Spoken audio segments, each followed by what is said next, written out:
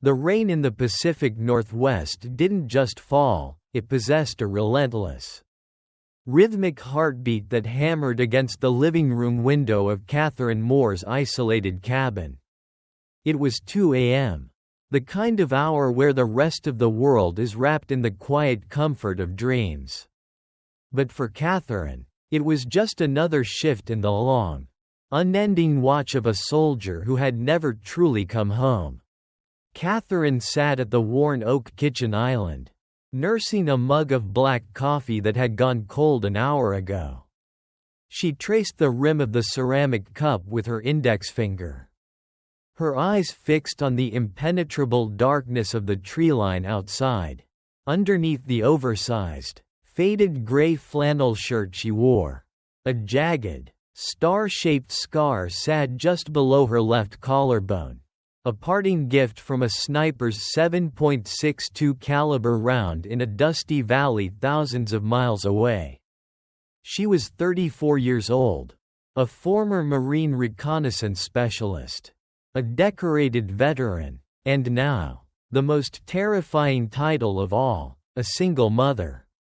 "Breathe, Cat," she whispered to herself, the sound barely carrying over the drum of the storm. She closed her eyes, forcing the phantom smell of burning diesel and cordite out of her mind, replacing it with the scent of pine needles and the faint, sweet aroma of vanilla baby shampoo that always lingered in the house. She pushed herself away from the stool, her bare feet padding softly against the cold hardwood floor. It was time for her nightly patrol. Old habits, forged in the fires of Fallujah and Helmand Province, died hard. She checked the deadbolt on the front door. Locked. She checked the security sensors on the windows. Green lights all around. Finally, she moved down the narrow hallway, her footsteps completely silent, toward the only room in the house that mattered. The door was pushed open just a crack. Catherine nudged it gently, letting the warm glow of the turtle-shaped nightlight wash over her face. There, buried under a mountain of patchwork quilts, was Anna, 7 years old, a tiny, fragile anchor keeping Catherine tethered to sanity. Anna's soft, blonde hair was splayed across the pillow like a halo, her chest rising and falling in deep, peaceful rhythms. Catherine felt that familiar, heavy ache in her chest, a love so profound and overwhelming it was almost violently painful. She would burn the world down to keep this child safe. She had already given pieces of her soul for less. But Anna wasn't like other children. While the girls in her first grade class were playing with dolls or obsessing over cartoon princesses, Anna lived in a world of profound, echoing silence. She hadn't spoken a single word since her father, Catherine's husband, died in a tragic car accident 2 years ago. The child psychologists called it selective mutism brought on by severe trauma. They said she needed time, patience, and a safe space to process her grief. And process it she did, just not with words. Catherine's eyes drifted from her sleeping daughter to the floor. It was an absolute disaster zone. Dozens, perhaps hundreds, of sheets of construction paper were scattered everywhere like fallen leaves after a storm. Broken crayons, chewed down to their stubs, littered the rug. Anna drew with a manic, obsessive intensity. She would sit for hours, her small hands moving furiously across the paper, filling page after page until her fingers were stained with wax and charcoal. Catherine smiled softly, a bittersweet curve of her lips. She knelt down, her knees popping slightly, and began to gather the drawings. She usually stacked them neatly on Anna's little desk, treating them with the respect one might give to a sacred text. After all, this was her daughter's voice. This was how Anna spoke to the world. She picked up a handful of papers and casually flipped through them in the dim light. Usually, Anna drew what you'd expect from a grieving child: dark clouds, lonely houses, heavy black storms, and sometimes beautiful, abstract swirls of violent colors that looked like galaxies exploding. But tonight, the drawings were different. Catherine frowned, bringing a piece of paper closer to the nightlight. It was a drawing done entirely in black and dark blue crayon. At first glance, it looked like a child's attempt at drawing a series of overlapping mountains. But the lines were too rigid, too uniform. The mountains didn't have snowcaps or trees, they were composed of concentric, irregular circles, tight and close together, expanding outward. Catherine's breath hitched. She had seen lines exactly like this for years.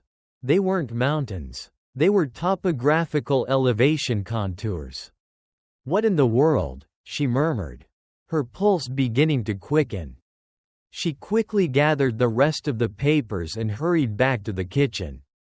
Abandoning the quiet stealth of her patrol, she flicked on the harsh overhead fluorescent lights, wincing slightly as the brightness hit her eyes. She cleared the cold coffee mug and spread the drawings across the wide wooden island, arranging them side by side. There were 15 pages in total. Individually, they looked like geometric nonsense, erratic scribbles of an overactive imagination. But as Catherine laid them out, aligning the edges, a cold, icy dread began to pool in the pit of her stomach. The lines connected. The blue streaks on page 3 flowed perfectly into the blue streaks on page 4. The black hash marks on page 7 aligned with the geometric blocks on page 8. It wasn't 15 separate drawings. It was a massive, fragmented map. Her military mind, dormant but never dead, snapped into sharp, terrifying focus. The adrenaline hit her bloodstream like a physical blow, wiping away her fatigue instantly. She ran to the junk drawer, grabbing a roll of clear tape, and began frantically piecing the pages together, ignoring the trembling in her hands. When she was finished, she stepped back, her heart hammering against her ribs like a trapped bird. Staring back at her from the kitchen island was a highly detailed, hand-drawn map of a desert canyon system. But it wasn't just a landscape. Anna had drawn symbols, tiny, meticulous triangles with a dot in the center, crosshairs, and down in the bottom right corner of the final page, hidden within what looked like a drawing of a setting sun, were numbers. They were written in a jagged, childlike scrawl, but the format was unmistakable. 33 degrees 54 minutes 12 seconds north. 44 degrees 11 minutes 36 seconds east. Latitude and longitude, down to the exact second. Catherine gripped the edge of the counter, the knuckles on her scarred hands turning white.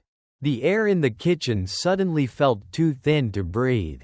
She knew these coordinates. She knew them intimately. They were burned into her nightmares, etched into the darkest corners of her memory alongside the faces of the 4 men from her squad who never made it out of the sand.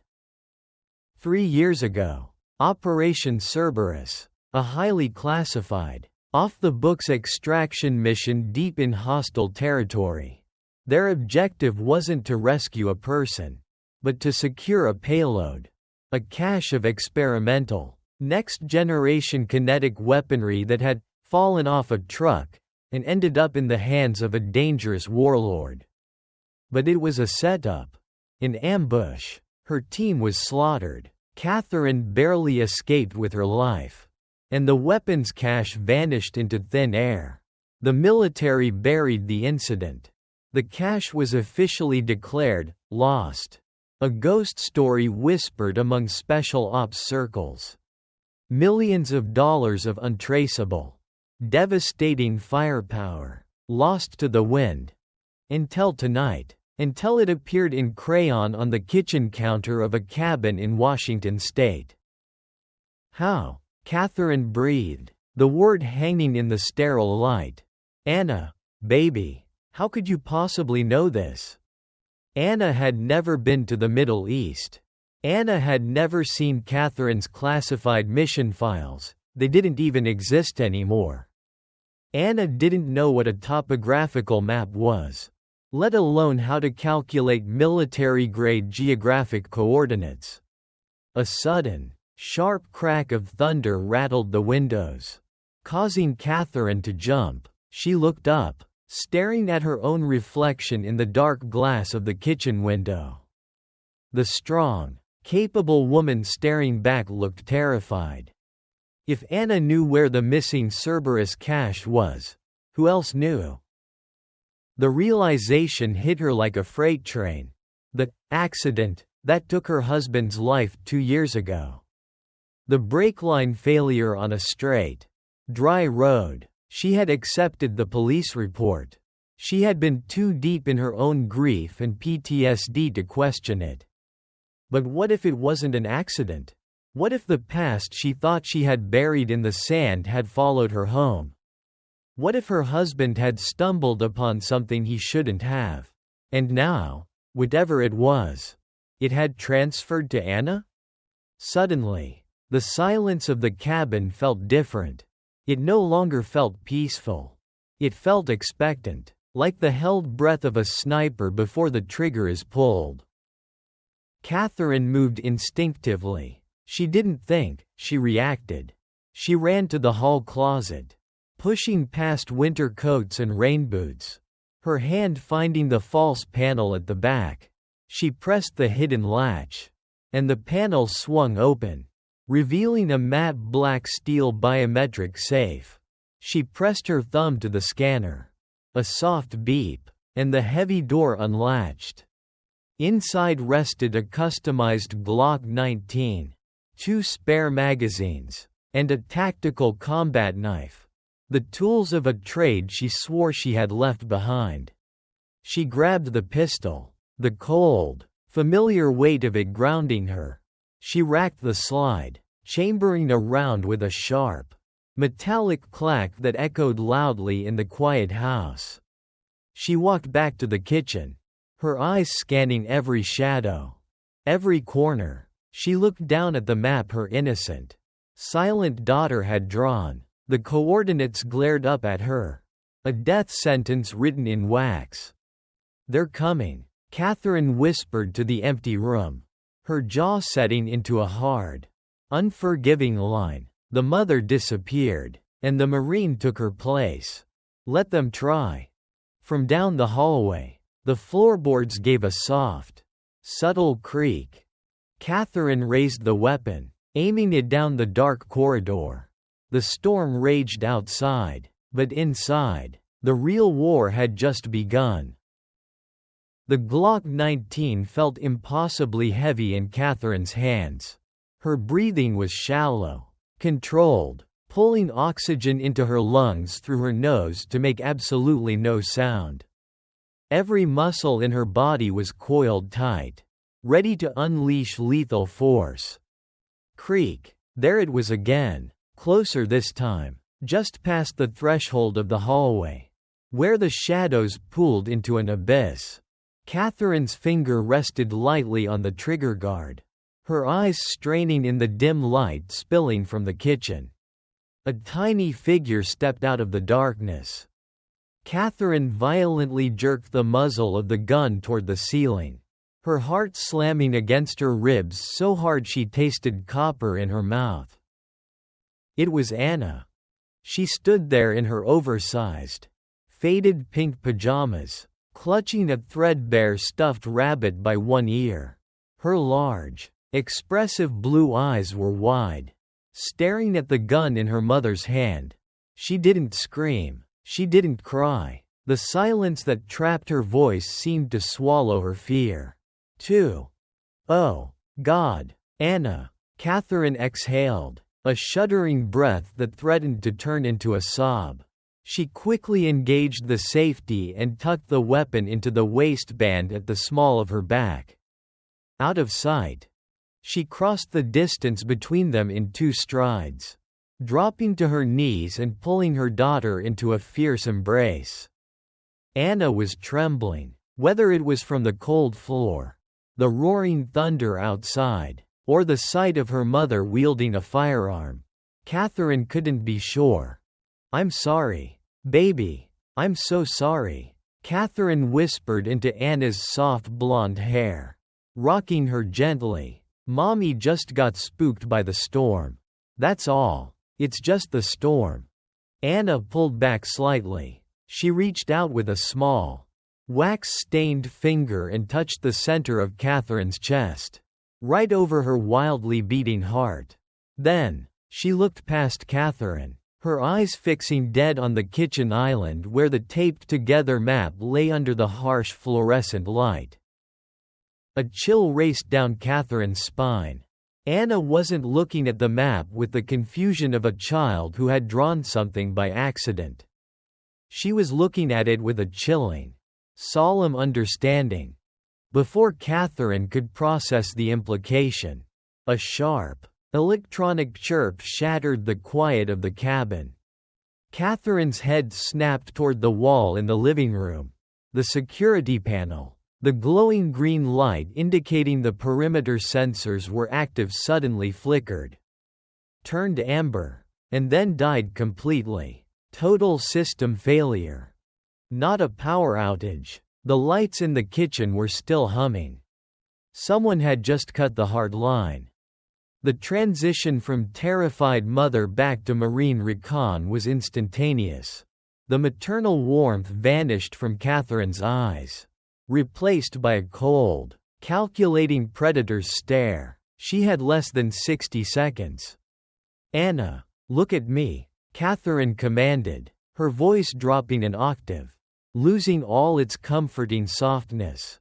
It was the voice of a commanding officer. Anna's eyes snapped to hers. "We are going to play the quiet game.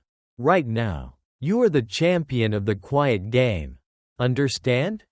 Anna gave a single, slow nod. Catherine scooped the 70-pound child into her arms effortlessly. She sprinted down the hallway to the master bathroom, the only room in the cabin without exterior windows. She placed Anna into the dry cast iron bathtub, tossing a heavy comforter over her. "Stay under here. Do not make a sound. No matter what you hear. Do not come out until I say your name 3 times. Do you understand me?" Anna nodded again, pulling the rabbit tight against her chest. Catherine kissed her forehead, a fleeting touch of humanity, before pulling the bathroom door shut. Click. The house plunged into absolute darkness. The kitchen lights had been cut from the outside breaker box. Catherine stood in the pitch-black hallway. The only sound was the relentless drumming of the rain against the roof and the roar of the wind through the pines. But beneath the storm's fury, her trained ears picked up something else. The soft, rhythmic squelch of tactical boots in the mud. More than one pair, moving with disciplined, synchronized precision toward the front and back doors simultaneously. Pincer movement. Professional. They weren't local burglars. They were an execution squad. Catherine moved silently to the hall closet, retrieving a pair of panoramic night vision goggles, NVGs, from the top shelf. She strapped them over her head and pulled the optics down over her eyes. With a faint whine, the darkness transformed into a crisp, monochromatic green world. Through the front window, she saw them, 3 distinct thermal signatures, glowing white against the cool green of the rain-soaked porch. They were stacked up by the front door, wearing heavy body armor and carrying suppressed submachine guns. Another 2 signatures were moving toward the back kitchen door. 5 hostiles, heavily armed, coordinated. Catherine drew her Glock, a 9mm pistol, against 5 men with body armor and automatic weapons were terrible odds. But they had made one fatal miscalculation. They thought they were hunting a grieving widow. They didn't know they had just cornered a mother protecting her cub. The lead man on the front porch raised a matte black breeching shotgun to the door hinges. Catherine didn't wait for them to breach. In close-quarters combat, violence of action is everything. She raised her weapon, aiming straight through the wooden door, visualizing the height and center mass of the thermal signature she had just seen. She pulled the trigger twice. Crack, crack. The deafening roar of the unsuppressed 9mm echoed through the cabin. Wood splintered outward. A muffled grunt came from the other side of the door, followed by the heavy thud of a body hitting the wooden deck. Chaos erupted. The element of surprise was gone. The remaining men outside immediately opened fire. A hail of suppressed rounds tore through the front of the cabin like a swarm of angry hornets. Glass shattered. Drywall exploded into clouds of white dust. And the front door was ripped from its hinges by a barrage of 5.56 caliber bullets. Catherine was already moving. She dropped low, leopard crawling across the hardwood floor as the air above her filled with lead. She needed to funnel them, make them fight on her terms. She reached the threshold of the kitchen just as the back door was kicked open. A mercenary stepped into the kitchen, his weapon raised, sweeping the room, his laser sight cut through the dust-filled air. Catherine lunged from the shadows, grabbing the blistering hot suppressor of his weapon with her bare left hand, forcing the barrel toward the ceiling as he fired a burst into the roof.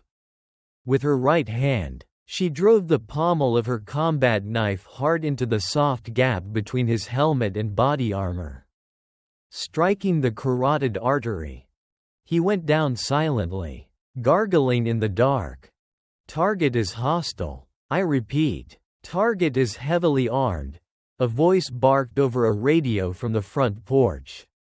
She just took out Bravo 2 and Charlie 1. Breach and clear. Move, move. Catherine snatched the dead man's suppressed submachine gun from his slack grip and unhooked a flashbang grenade from his tactical vest. 3 men were pouring through the splintered remains of the front door, sweeping their flashlights through the dust. Catherine pulled the pin on the flashbang, bounced it hard against the living room wall so it rolled directly into the center of their formation, and squeezed her eyes shut, covering her ears. Bang! A blinding white flash and a concussive shockwave rocked the cabin. The 3 mercenaries stumbled, disoriented and temporarily blinded. Catherine stepped out from the kitchen, raised the submachine gun, and squeezed the trigger. It was cold, brutal, and efficient. Short, controlled bursts. 3 seconds later, the living room was dead quiet, save for the ringing in her ears and the wind howling through the shattered windows. 5 down, but the night was far from over. She dropped the empty weapon and ran back to the bathroom. She tapped the door. Anna, Anna, Anna. The door opened a crack. Anna peered out, her eyes wide but tearless. We have to go. Right now, Catherine said, grabbing a pre-packed bug-out bag from beneath the sink and slinging it over her shoulder. She led Anna to the pantry and the kitchen. She pulled back a rug, revealing a small wooden trapdoor. It was a smuggling hatch from the Prohibition era that led to a crawlspace beneath the cabin, exiting out into the dense woods behind the property. Catherine lifted the hatch. Climb down. I'm right behind you. Just as Anna slipped into the dark hole, Catherine heard it. The heavy, Rhythmic thwap thwap thwap of rotor blades cutting through the storm. She looked through the shattered kitchen window.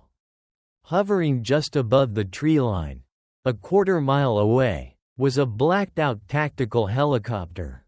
And dangling beneath it, swinging slightly in the wind, was a high-powered thermal imaging camera pod, pointed directly at her cabin. They weren't just a hit squad.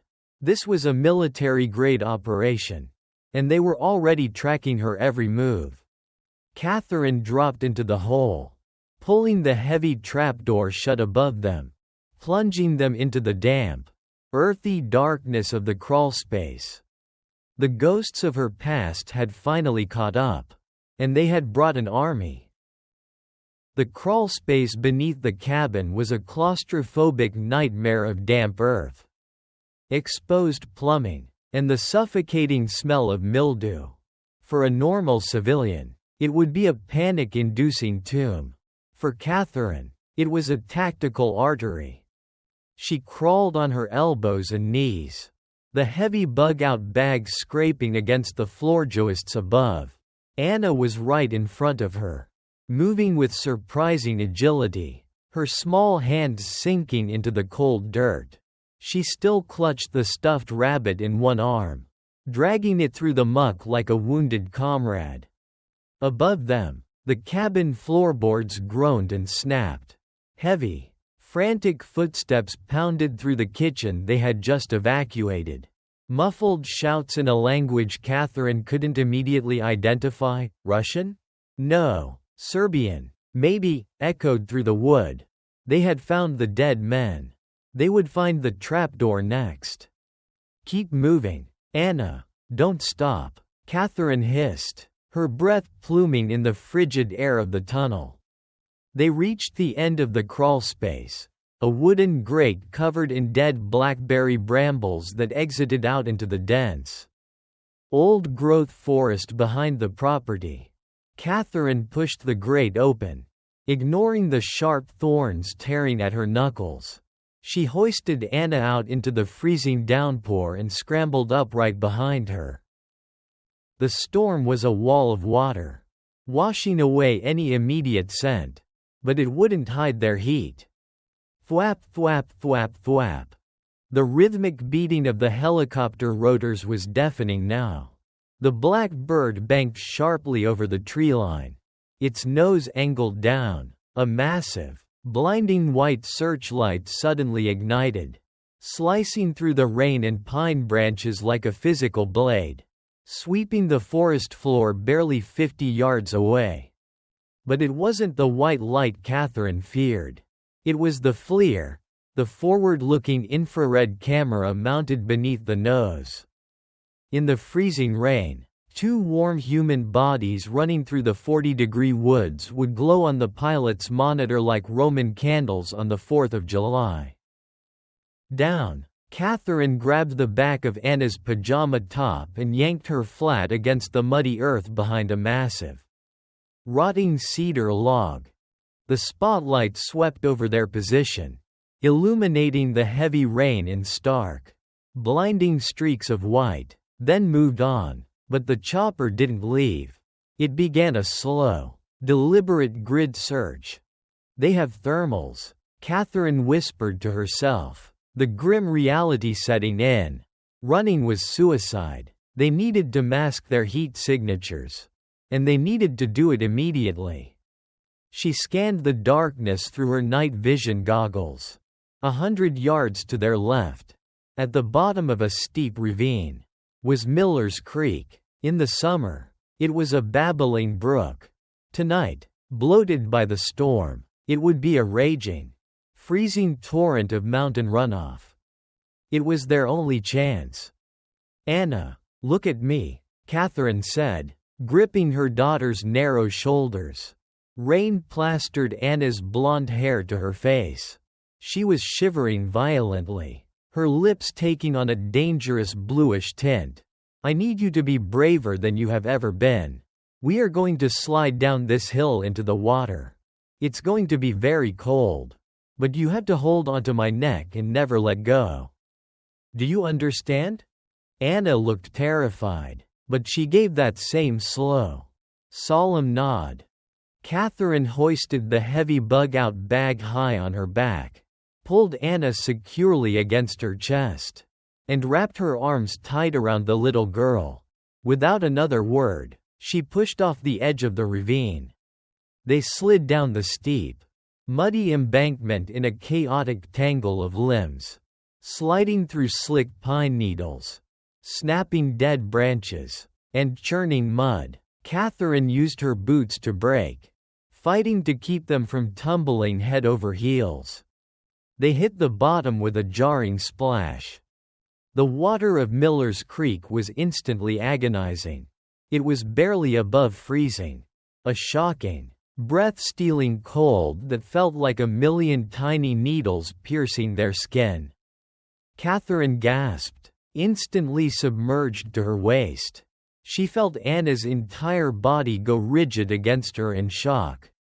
"I know, baby, I know," Catherine breathed, fighting the urge to pull them out. "We have to get under." Above the ravine, the searchlight broke through the canopy. The roar of the helicopter was right on top of them. The downdraft whipped the creek water into a violent froth, snapping branches from the trees. "Take a deep breath," Catherine commanded. She forced herself and her daughter down into the freezing, waist-deep water. She backed up under the thick, overhanging root system of an ancient Douglas fir that had partially washed out from the bank. The thick shelf of earth and tangled roots acted as a natural umbrella.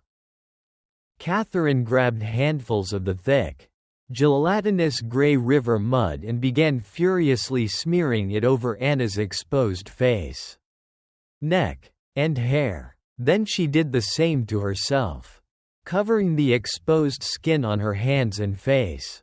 The mud and the freezing water would drop their surface body temperature, merging them with the ambient temperature of the environment. To the thermal camera above, they would hopefully look like nothing more than cold rocks and dead wood. The helicopter hovered directly over the ravine. The searchlight painted the churning water 10 feet from their hiding spot. The noise was absolute, a physical pressure beating against their chests. Catherine held Anna incredibly tight, burying the little girl's face in the crook of her neck. She drew her combat knife with her free hand, her muscles locking into place despite the violent shivering that was beginning to rack her body. If ground troops repelled down into this ravine, she would die fighting in the water. Seconds stretched into agonizing hours. Catherine focused on Anna's heartbeat against her own. A frantic, fluttering rhythm. "Stay cold, stay dead," Catherine chanted in her mind.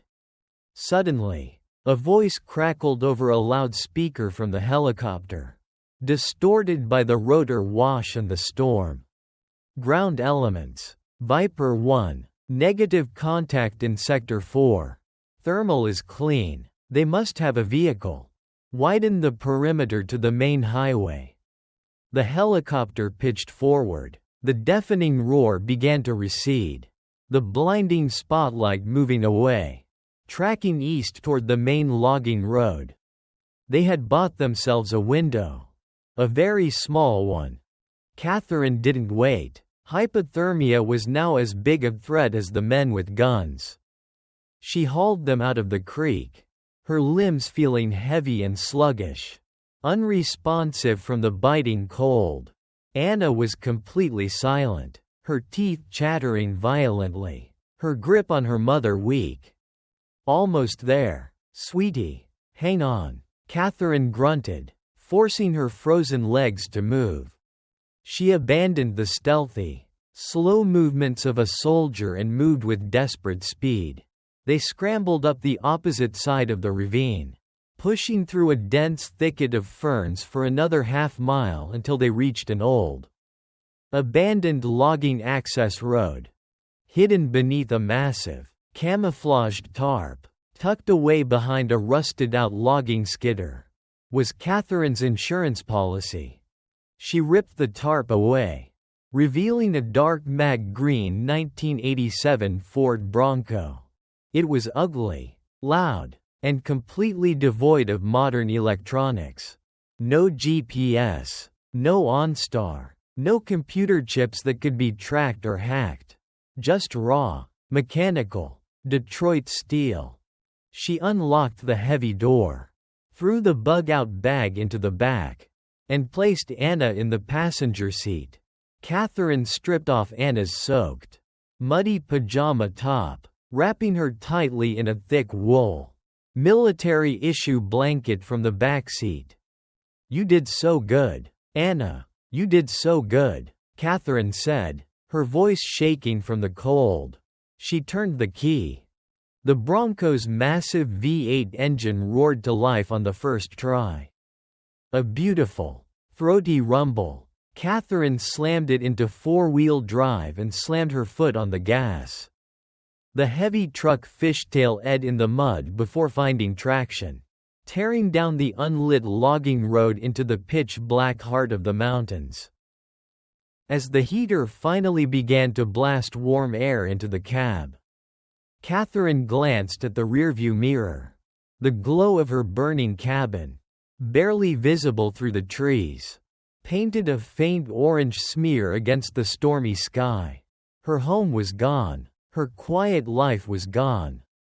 She looked over at her daughter. Anna was staring blankly at the dashboard, bundled in the gray wool blanket. Her hands, still stained with the blue and black crayon wax, clutched the stuffed rabbit tightly. Catherine's eyes narrowed. The mercenaries hadn't come for her.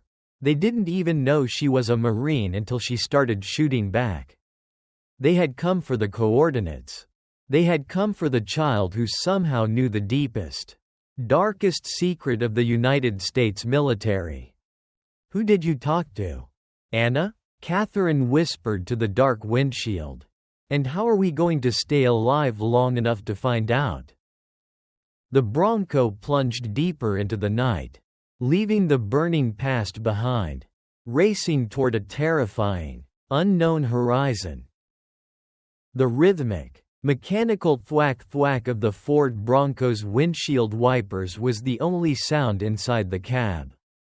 Locked in a battle against the torrential Pacific Northwest rain. For 2 hours, Catherine drove blindly into the jagged teeth of the Cascade Mountains, taking every unpaved, unmarked logging detour she could find. She drove without headlights for the first 30 miles. Navigating entirely by the pale, ghostly green illumination of her night vision goggles. Only when she was certain the sky above them was empty of rotors did she kill the NVGs and flick on the high beams. The yellow light cutting a narrow tunnel through the endless black pines. The heater roared, blasting dry, hot air, but Catherine couldn't stop shaking. It wasn't just the residual adrenaline leaving her system, leaving behind a hollow, aching exhaustion. It was the deep, bone-rattling chill of Miller's Creek. Beside her, Anna was a motionless lump under the heavy wool blanket. The little girl's breathing was shallow but steady. Catherine reached over, her hand trembling slightly, and pressed her knuckles against Anna's pale cheek. It was cool, but no longer the terrifying, icy temperature it had been in the ravine. "We're almost there, baby," Catherine rasped, her throat raw. 50 miles from the smoldering ruins of their cabin, deep within a forgotten tract of federal land, Catherine finally eased the Bronco off the dirt road. She navigated the heavy truck through a thick stand of overgrown hemlocks that completely concealed a rusted chain-link gate. She didn't bother getting out to unlock it. She just gently bumped the Bronco's heavy steel push bar against the rusted chain until the old padlock snapped. She drove another mile up a treacherous, rocky incline until the headlights illuminated a structure built straight into the side of a granite cliff. From the outside, It looked like an abandoned 1950s mining shack, rotting and covered in moss. But Catherine knew the truth. Behind the decaying wooden facade was 10 inches of reinforced concrete and a heavy steel blast door. It was an off-the-grid survival bunker built by a paranoid doomsday prepper in the 80s. Catherine had bought it with cash 3 years ago, right after Operation Cerberus, right after she realized the people she fought for were just as dangerous as the people she fought against. She called it Echo Base. Catherine parked the Bronco under a dense canopy of trees, masking it from aerial view. She killed the engine, and the sudden silence of the mountain felt incredibly heavy. She moved quickly, operating on sheer muscle memory. She scooped up Anna, the blanket, and the bug-out bag, and jogged through the rain to the structure. She pushed aside a rotting sheet of plywood to reveal a heavy steel wheel. No keypads, no biometrics, just a mechanical deadbolt that required a specific sequence of turns.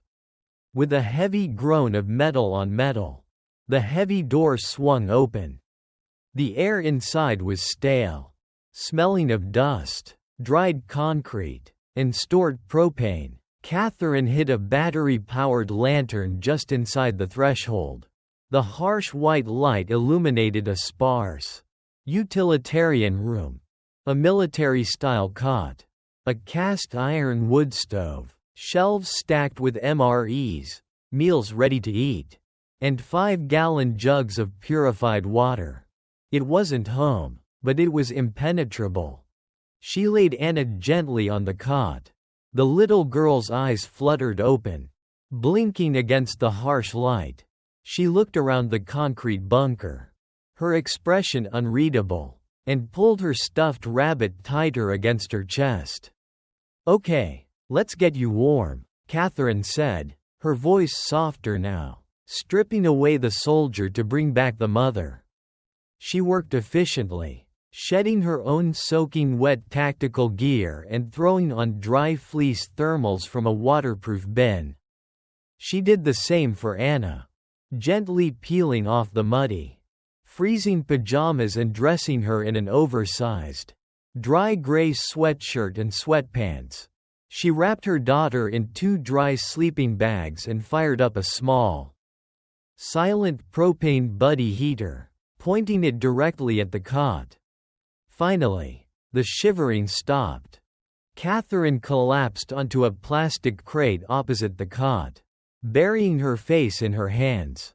Her left hand throbbed violently where she had grabbed the mercenary's burning hot rifle suppressor.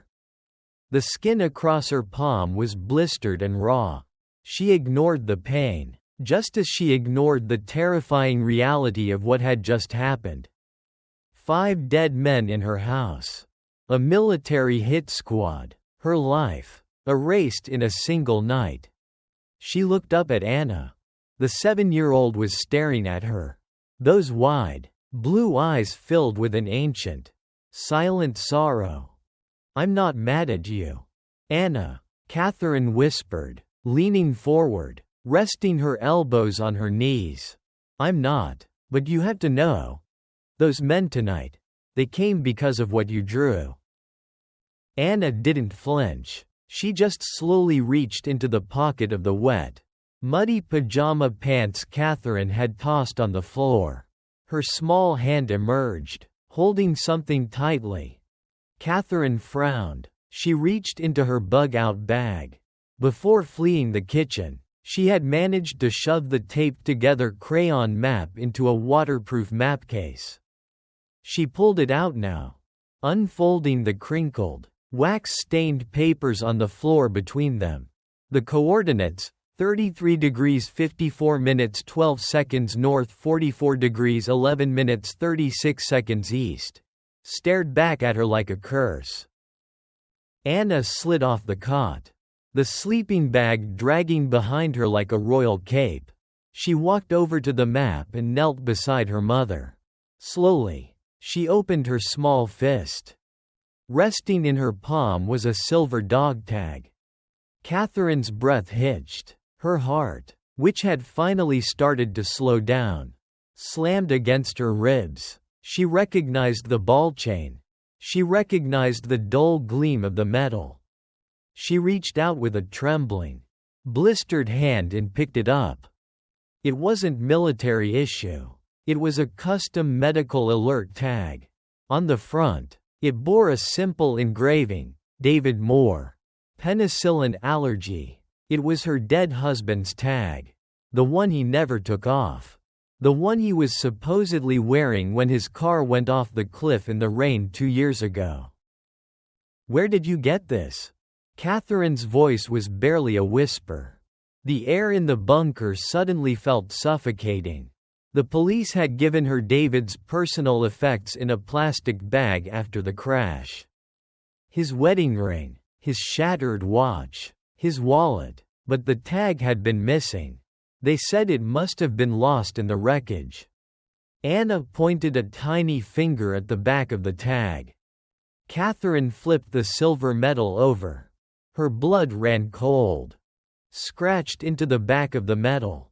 Using something sharp, like the tip of a knife or a nail, were the exact same numbers. 33.5412N. 44.1136E. David had known. Catherine sat back on her heels. Her mind spinning wildly, desperately trying to connect the impossible dots. David wasn't military. He was a forensic accountant. An auditor who contracted for the Department of Defense, tracking down black budget spending and phantom logistics trails. He sat at a desk in a secure building in Seattle, crunching numbers. He had never held a gun in his life. Why did an auditor have the coordinates to a missing cache of experimental kinetic weapons? And more importantly, why did he hide those coordinates on his dog tag? Catherine looked from the tag to her daughter. "Anna, Daddy gave this to you? Before he died?" Anna nodded slowly. "Did he say anything to you?" Anna's eyes welled with tears. But she didn't make a sound. She reached over, took one of the broken black crayons that had spilled from Catherine's pocket during the chaotic packing of the bag, and moved to a blank patch of the concrete floor. Catherine watched, mesmerized, as her daughter's hand began to move with that familiar, frantic intensity. But she wasn't drawing topographical maps this time. She was writing words, crooked, uneven letters, but entirely legible. DADDYSAIDHIDEIT. Catherine swallowed hard. "And the map, Anna? Why did you draw the map tonight?" Anna's hand moved again, the crayon scraping loudly against the cold floor. BECAUSETHEYAREHERE.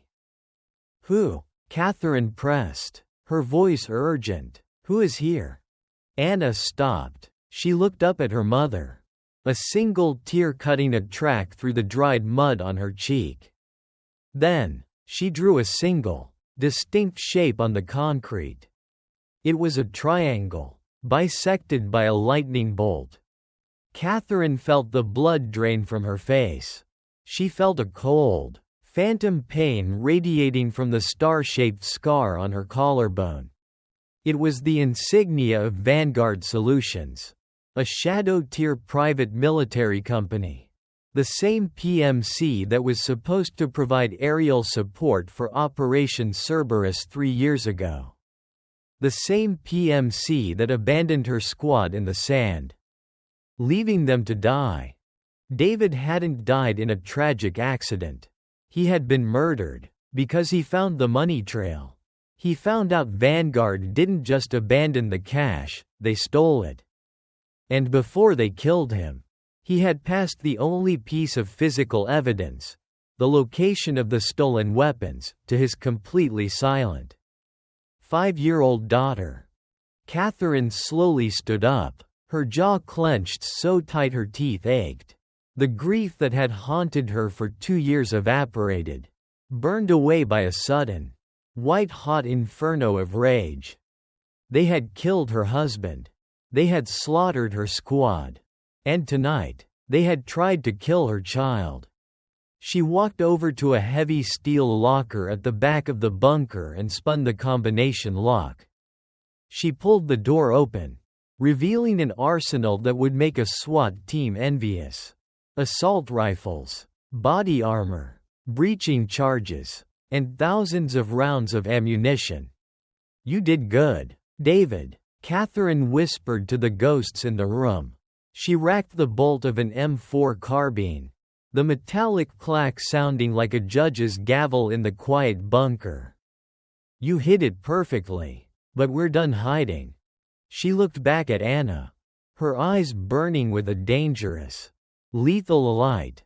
"Get some sleep, little bird," Catherine said, her voice dropping into a terrifyingly calm register. "Mommy has to go hunting." The stale air of Echo Base smelled of CLP, cleaner, lubricant, and preservative. It was the distinct, sharp scent of gun oil, a smell that had defined Catherine's 20s. It was 5 a.m. The adrenaline from the night's chaos had finally burned off, leaving behind a cold, mechanical focus. Catherine sat cross-legged on the concrete floor, her blistered left hand heavily bandaged. Spread out before her on a canvas tarp was the disassembled receiver of a customized Mk18 short-barreled rifle. She wiped down the bolt carrier group with a rag, her hands moving with the blind, effortless precision of a woman who had done this in pitch blackness while mortar shells rained down around her. On the cot across the room, Anna was still asleep, her breathing deep and even. The pale light of the propane lantern cast long, dancing shadows across the bunker walls. Catherine finished reassembling the rifle. She slapped a loaded 30-round magazine into the magwell and pulled the charging handle back, letting it slam forward with a satisfying, metallic clack. She engaged the safety, laid the weapon aside, and turned her attention to a heavy, dust-covered Pelican case resting on a steel workbench. She popped the heavy latches. Inside sat a portable, military-grade satellite uplink terminal. It was highly illegal for a civilian to possess, procured through a network of ghosts that the government pretended didn't exist. She flipped the power switch. The screen glowed a dull, tactical red, throwing a crimson mask across her scarred face. She typed in a rotating encryption key, waiting as the progress bar slowly crawled across the screen. When the connection turned green, indicating a secure, untraceable line, she punched in a 12-digit number. It rang twice. "The shop is closed," a deep, gravelly voice answered. The voice sounded like it had been dragged over broken glass and soaked in cheap whiskey. "The rain is falling in Fallujah, Marcus," Catherine said, her voice steady, using a challenge phrase they hadn't spoken in 3 years. There was a long, heavy pause on the other end of the line. When the voice returned, the gruffness was gone, replaced by a razor-sharp alertness. "Cat, Jesus Christ, you're supposed to be a suburban soccer mom now. If you're using this channel, the world is ending." "My world ended about 4 hours ago," Catherine replied flatly. "I need a favor. The biggest one you've got." Marcus Cole was a former Navy FMF corpsman, a combat medic who had served attached to Marine recon units. He had patched the sniper hole in Catherine's shoulder in a dusty compound in Helmand Province, keeping her from bleeding out while holding off insurgents with a sidearm. If there was one soul left on this earth Catherine trusted with Anna's life, it was the bitter, Reclusive medic currently living off-grid in the high desert of eastern Oregon. Name it, Marcus said without hesitation. I need a safe harbor. For the package. Just the package. Marcus, I'm not staying. Who is hunting you? Cat? Catherine looked down at the silver dog tag resting on the workbench beside the terminal. The crude coordinates scratched into the metal caught the red light of the screen. Vanguard Solutions. She heard Marcus swear softly. A string of creative, vicious profanities. Vanguard? Cat. They aren't just a PMC. They're an army. They have satellites, drones, politicians in their pockets. You're kicking a hornet's nest that will swallow you whole. They killed David. Marcus. Catherine's voice dropped, vibrating with a lethal intensity that made the small bunker feel even colder. They staged the car crash. He found out they stole the Cerberus payload. And last night, they sent a 5-man hit squad to my house to kill my 7-year-old daughter because she had the coordinates. I left 5 bodies in my living room. They burned my house down. So no, I'm not kicking the nest. I'm going to burn the whole damn tree to the ground. Another long silence. Then, a heavy sigh. All right, Marine, I'm 3 hours south of your sector. Meet me at the old logging way station on Route 9. Bring the kid, but Cat, if you go after Vanguard alone, you're on a suicide mission. I know, Catherine said softly. See you in 3 hours. She cut the connection and slammed the Pelican case shut. When she turned around, Anna was sitting up on the cot. The little girl was watching her mother with those wide, unblinking eyes. She had heard everything. Catherine walked over and sat on the edge of the cot. The hardened warrior melted away, and the heartbroken mother returned. She reached out, gently tucking a stray strand of blonde hair behind Anna's ear. Did you hear Mommy talking to Uncle Marcus? Catherine asked softly. Anna nodded. She clutched the stuffed rabbit tightly against her chest, her knuckles turning white. I have to take you to him. Baby. Just for a little while. Catherine said, her voice catching in her throat. She fought back the tears burning in her eyes. Uncle Marcus is a good man. He's going to keep you safe. Anna shook her head violently. She reached out, grabbing the collar of Catherine's tactical fleece, pulling her close. Her mouth opened, her jaw trembling as if trying to force out words that had been locked away for 2 years. But nothing came out, just a silent, agonizing plea. Don't leave me. I know. Baby, I know, Catherine whispered, pulling Anna into a desperate, crushing hug. But the bad men who came to our house, they hurt Daddy. And they want to hurt us. I have to stop them. If I don't stop them, we can never stop running.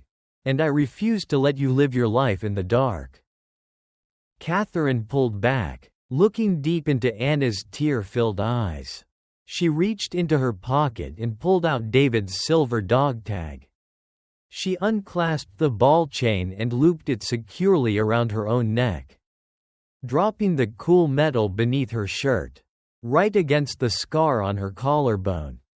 I'm taking the map with me, Catherine said, her tone absolute. They want this. They don't want you. As long as I have it, they will hunt me, and you will be invisible. She reached into her other pocket and pulled out a small, heavy piece of metal. It was a silver challenge coin from her old Marine recon unit. The Grim Reaper holding a sniper rifle, with the Latin words Celer, Silens, Mortalis, swift, silent, deadly. She pressed the coin into Anna's small palm and folded her fingers over it. You hold on to this, Catherine said, her voice fierce and unwavering. Whenever you get scared, you squeeze it. It means Mommy is out there. It means Mommy is coming back for you. Do you understand? Anna looked at the coin.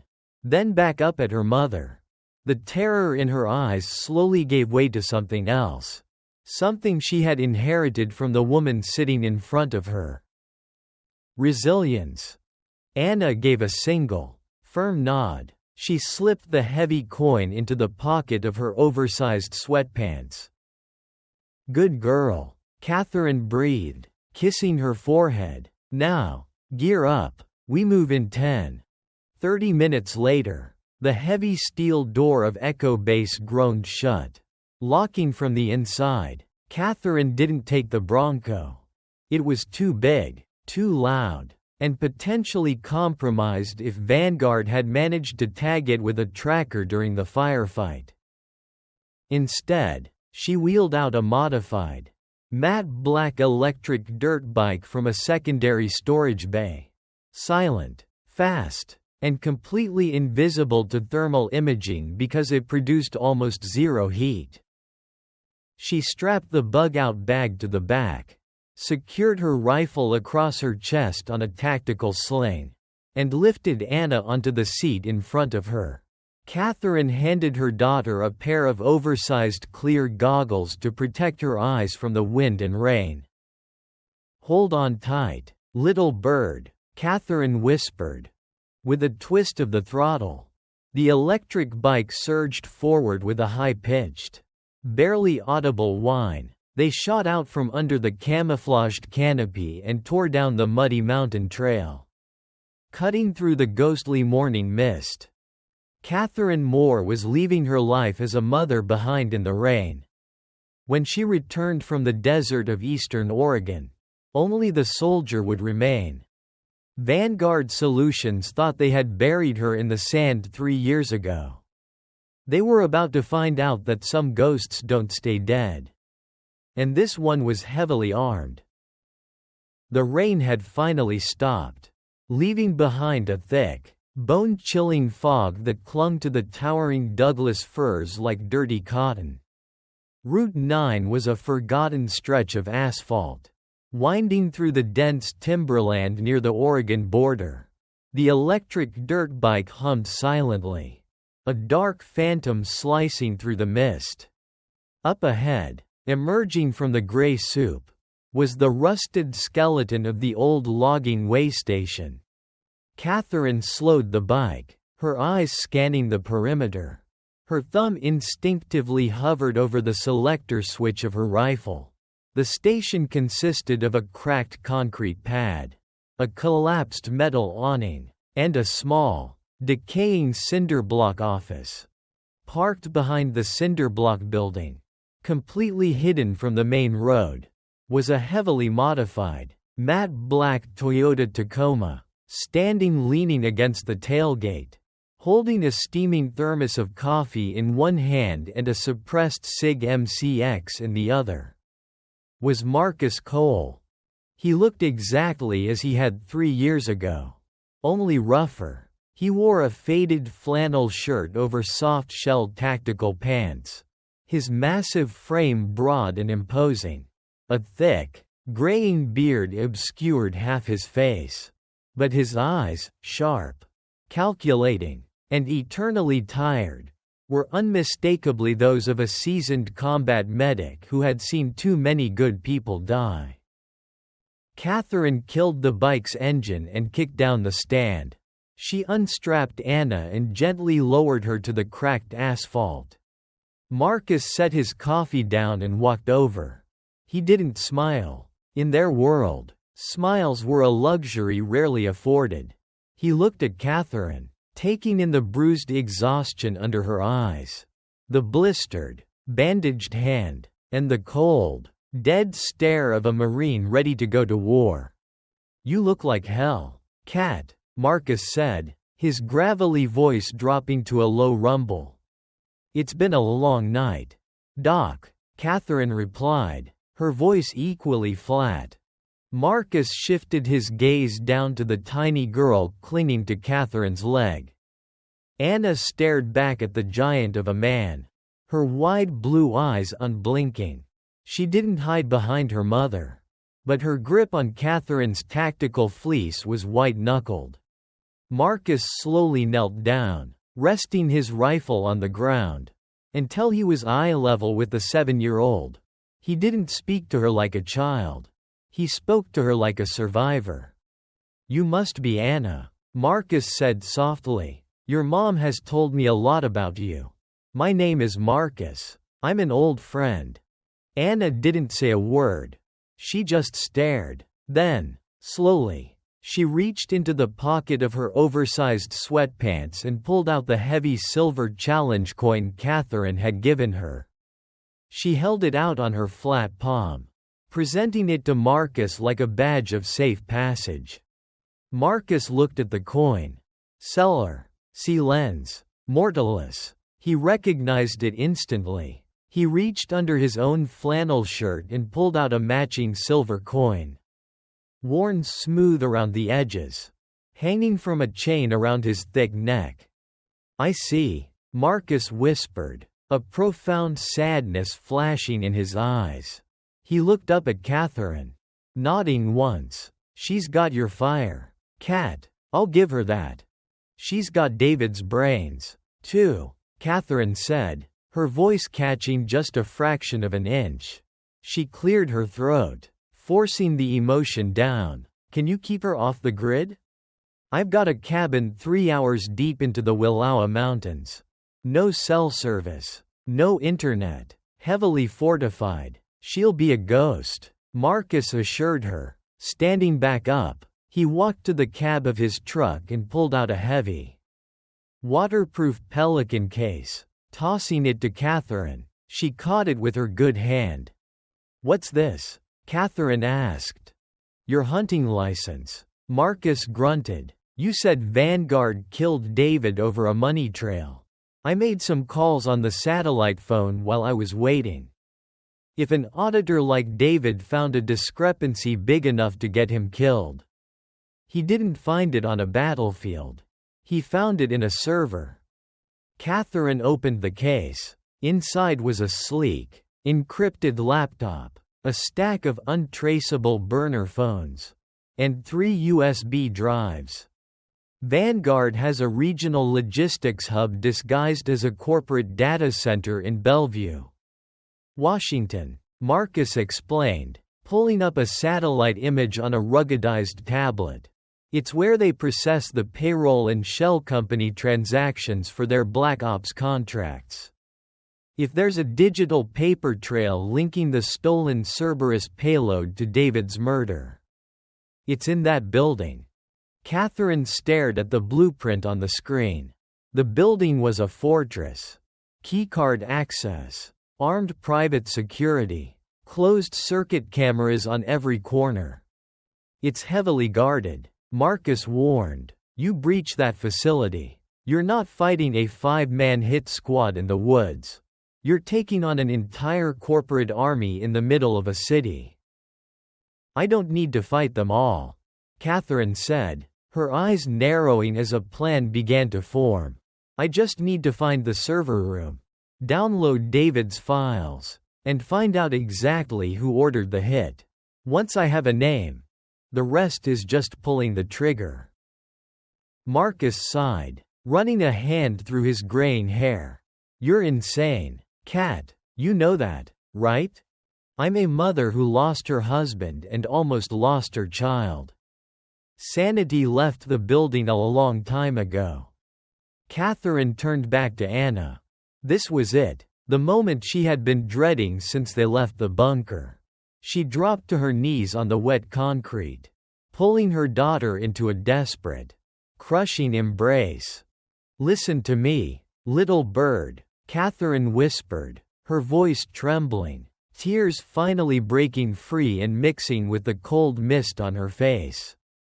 "You stay with Uncle Marcus. You listen to everything he says.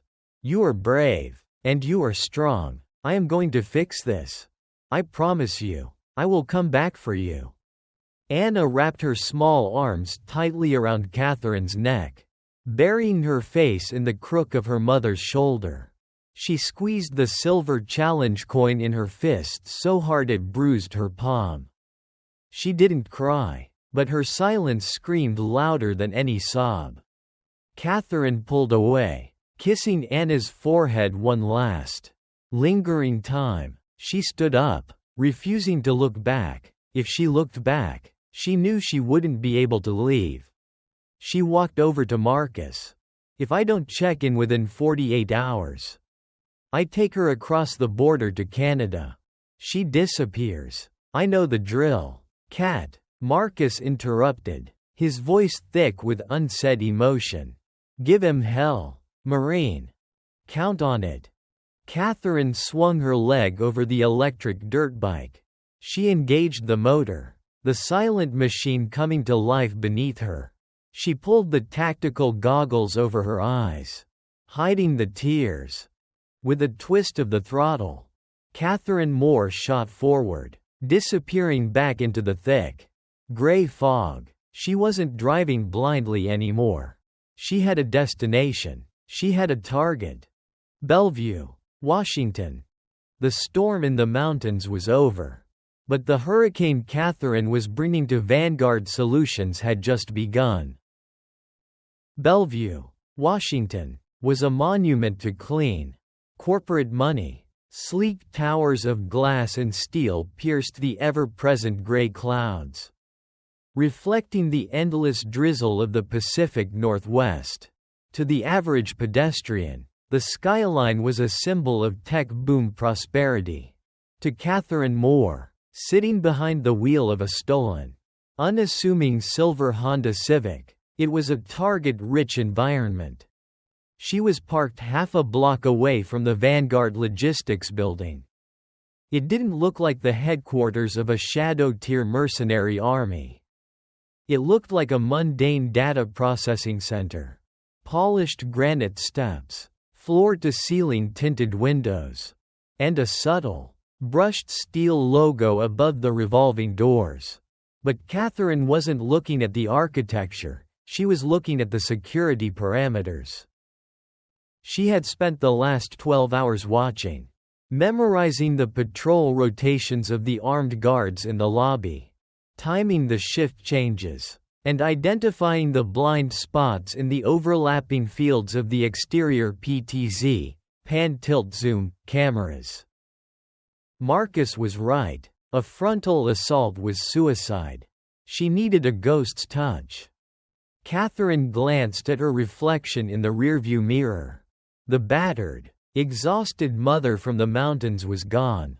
Her dark hair was pulled back into a severe, immaculate bun. She wore a tailored, charcoal gray pantsuit she had bought at a thrift store. Her combat boots replaced by sensible, low-heeled leather pumps. The heavy bruising on her face was expertly concealed under layers of foundation. She looked like just another mid-level auditor. A corporate drone. But beneath the blazer, tightly secured in a custom Kydex holster in the small of her back, was her suppressed Glock 19. And in her sleek leather briefcase was Marcus's decryption laptop and an illegal, military-grade RFID skimmer. It was 12:15 p.m. Lunch rush. Catherine stepped out of the Civic and walked toward a high-end coffee shop directly across the street from the Vanguard building.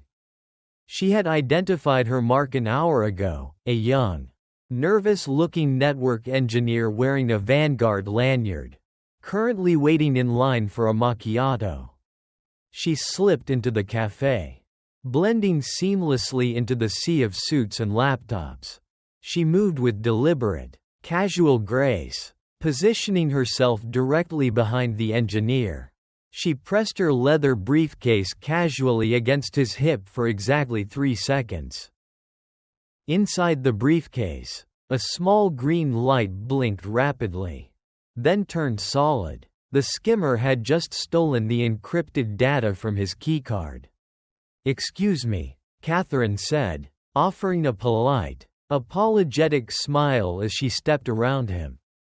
"Oh, my bad," the engineer mumbled, stepping aside, completely unaware that he had just handed the keys to the castle to a highly trained killer. 10 minutes later, Catherine was walking down the ramp of Vanguard's subterranean parking garage. She bypassed the security booth by walking closely behind a delivery van, slipping into the shadows of the concrete pillars. She found the service elevator, the one used for maintenance crews. Out of sight from the main lobby's reception desk, she pulled a blank white keycard from her pocket, synced it to her laptop via Bluetooth to transfer the stolen code, and pressed it against the mag lock reader. Beep. Click. The heavy metal doors slid open. Catherine stepped inside, her heart rate resting at a terrifyingly calm 60 beats per minute. She hit the button for the 14th floor, the data center. As the elevator hummed upward, Catherine opened her briefcase, retrieved her pistol, and chambered a round. She slipped the weapon back into her holster. She was no longer an auditor. The elevator pinged. The doors opened to a narrow, dimly lit maintenance corridor. According to the blueprints Marcus had provided, the main server room was just beyond the wall to her left. But it was protected by a biometric scanner and a laser grid that activated if the door was forced. She couldn't go through the door. She had to go over it. Catherine looked up at the drop ceiling. She quietly pushed aside an acoustic tile and pulled herself up into the cramped, dusty space above the false ceiling. She navigated through the labyrinth of thick aluminum HVAC ducts and bundles of fiber optic cables, moving with the silent, fluid grace of a predator. Through the metal grating of an air return vent, she looked down into the belly of the beast. The server room was massive, bathed in a cold, blue LED glow. Rows upon rows of black server racks hummed with deafening, mechanical intensity, processing millions of data points every second. There were no guards inside. The room was too highly classified for regular patrols. The only security was the electronic fortress that surrounded it. Catherine unscrewed the vent cover, catching it before it clattered to the floor, and dropped silently into the room. The ambient temperature was a freezing 60 degrees to keep the servers from overheating. She moved to the master control terminal at the center of the room. She plugged Marcus's USB decryption drive into the port and opened her laptop, connecting it to the terminal. A black screen flooded with green text as Marcus's custom malware began tearing through Vanguard's firewalls. "Come on, David," Catherine whispered, her fingers flying across the keyboard. "Show me what you found. Talk to me." She ran a search protocol, using the coordinates from the dog tag as the primary cipher key. 33.5412N44.1136E. For 90 agonizing seconds, the screen flashed, searching. Access denied. Bypassing.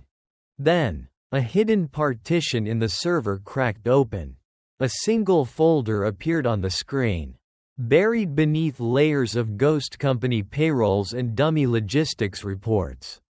The folder was titled, Project Cerberus, Paymaster. Catherine's breath hitched. She double-clicked the file. It was a massive ledger. And there, highlighted in red, was a transfer order dated exactly 3 days before her squad was ambushed in the Middle East. It was an order to divert Vanguard air support away from Catherine's unit, intentionally leaving them to die. Attached to the order was a wire transfer for $50 million from a numbered Swiss account, paying off Vanguard to orchestrate the ambush and steal the experimental kinetic weapons. But it was the signature at the bottom of the order that made Catherine's blood turn to ice. It wasn't a corporate CEO. It wasn't a foreign warlord. The authorization signature belonged to General Thomas Sterling, the commanding officer of the Pentagon's Black Operations Division. Her former commander, the man who had personally pinned the Purple Heart on her hospital gown after she barely survived the ambush. He was the one who sold them out. He was the one who had David killed when the auditor followed the missing money. "You son of a bitch," Catherine hissed, her hands shaking with a rage so profound it blurred her vision. She hit download, transferring the ledger to her encrypted USB drive. 70%, 80%, 90%. Suddenly, the cold blue lights of the server room snapped off. A heavy, terrifying darkness swallowed the room, followed instantly by the blare of a silent alarm, a strobing, tactical red light flashing across the black server racks. 99%, 100%, download complete. Catherine ripped the USB drive from the terminal and slammed her laptop shut. She drew her Glock, spinning around, her eyes adjusting to the flashing red emergency lights. Clack. The heavy, magnetic locks on the server room's main doors disengaged. The doors slid open. Standing in the threshold, silhouetted by the hallway lights, were three men in tailored suits, holding suppressed submachine guns. In the center stood a man Catherine recognized instantly from David's old corporate retreats. Elias Thorne, Vanguard's head of internal security. "You're a hard woman to track down, Mrs. Moore," Thorne said smoothly, his voice echoing over the hum of the servers. He didn't raise his weapon. He didn't need to. He had her trapped in a reinforced steel box. "I must admit, getting past the biometric scanners was impressive. But did you really think your husband was the only one who left tripwires in this system?" Catherine didn't speak. She slowly raised her weapon, the green tritium night sights aligning perfectly with the center of Thorne's chest. "Drop the gun, Catherine," Thorne sighed. "You have the files. You know the truth now.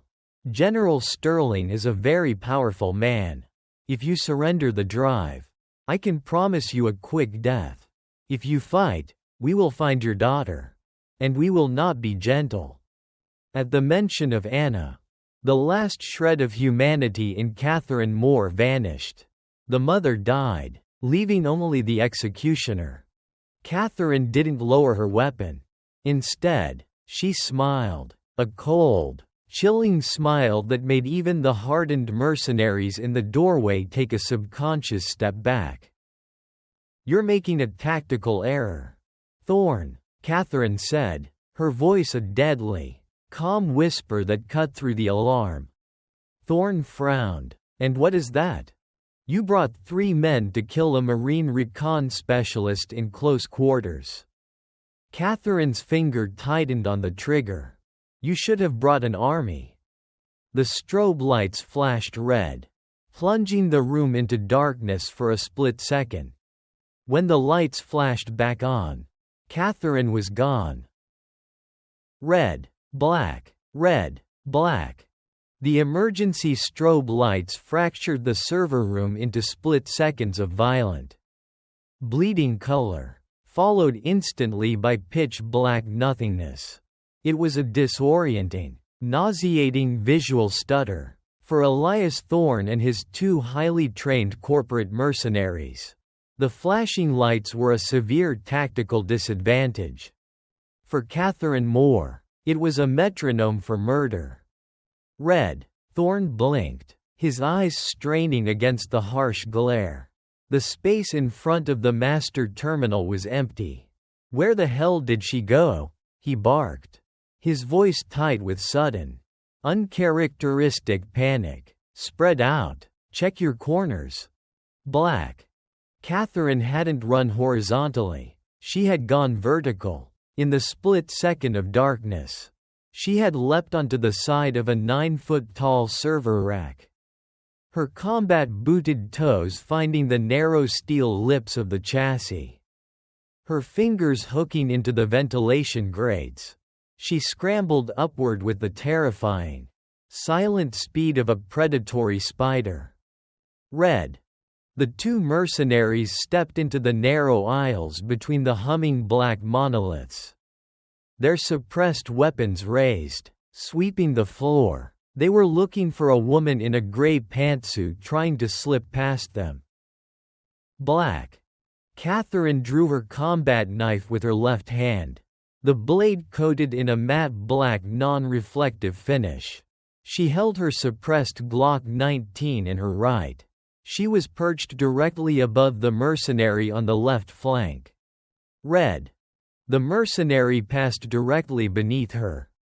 Black. Catherine dropped. She didn't make a sound until her boots slammed into the mercenary's shoulders, driving all 200 pounds of him straight down into the raised anti-static flooring with a sickening crack. Before the man could even register the impact, Catherine drove the pommel of her knife into his temple. He went entirely limp. Red. Thorne spun toward the sound, raising his weapon. Contact left.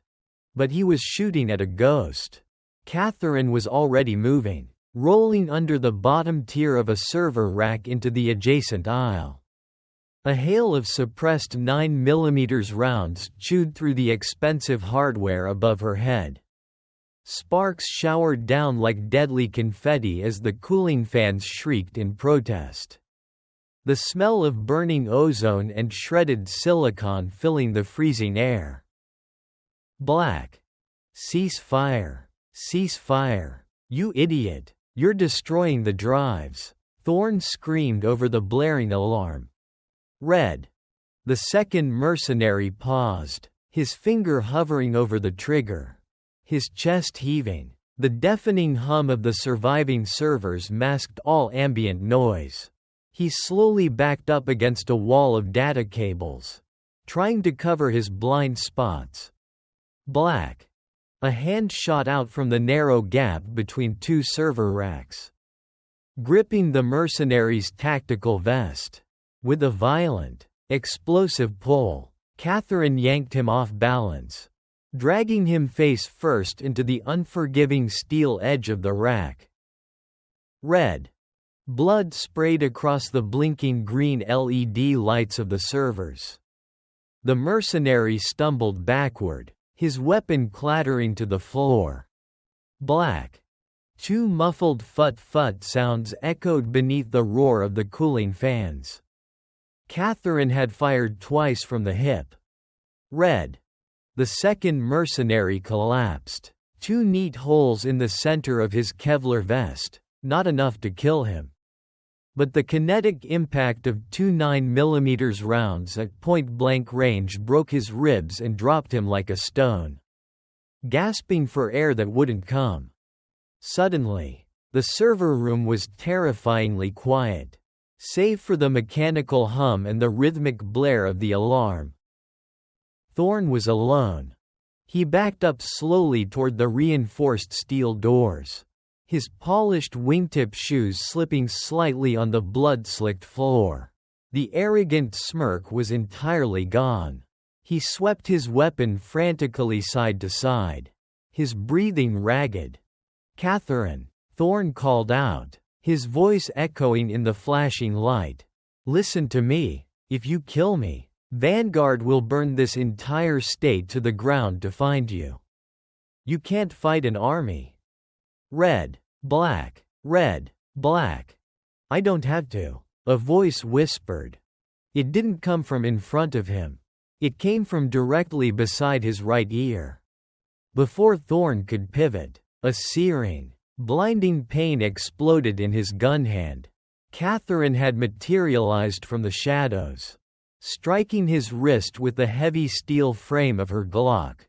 Thorne cried out, dropping his weapon. In the next fraction of a second, Catherine kicked the back of his knee, forcing him violently to the floor.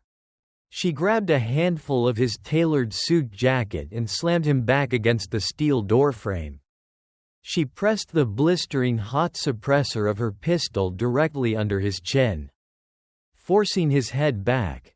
Red. Thorne stared up into the eyes of a woman who had crossed the threshold of hell and come back carrying the fire. The tailored blazer of her pantsuit was torn. Her neat bun had come undone. Strands of dark hair plastered to her sweat-sheened face. She looked like a demon of vengeance. "You're right, Elias," Catherine breathed, her voice completely devoid of human warmth. "I can't fight an army. But a snake dies the same way whether you crush its tail or cut off its head." "You're making a mistake," Thorne choked out, the hot metal burning his skin. "General Thomas Sterling," Catherine said, the name tasting like ash in her mouth. "He signed the order. He sold my squad to you. He killed David." Thorne swallowed hard, his eyes wide with terror. "It's bigger than you think. More. The Cerberus weapons. They aren't just sitting in a warehouse. Sterling is moving them. If you interfere, he will tear your daughter apart." Catherine's eyes went dead. She didn't scream. She didn't rage. She just leaned in closer. "I want you to deliver a message to the general," Catherine whispered.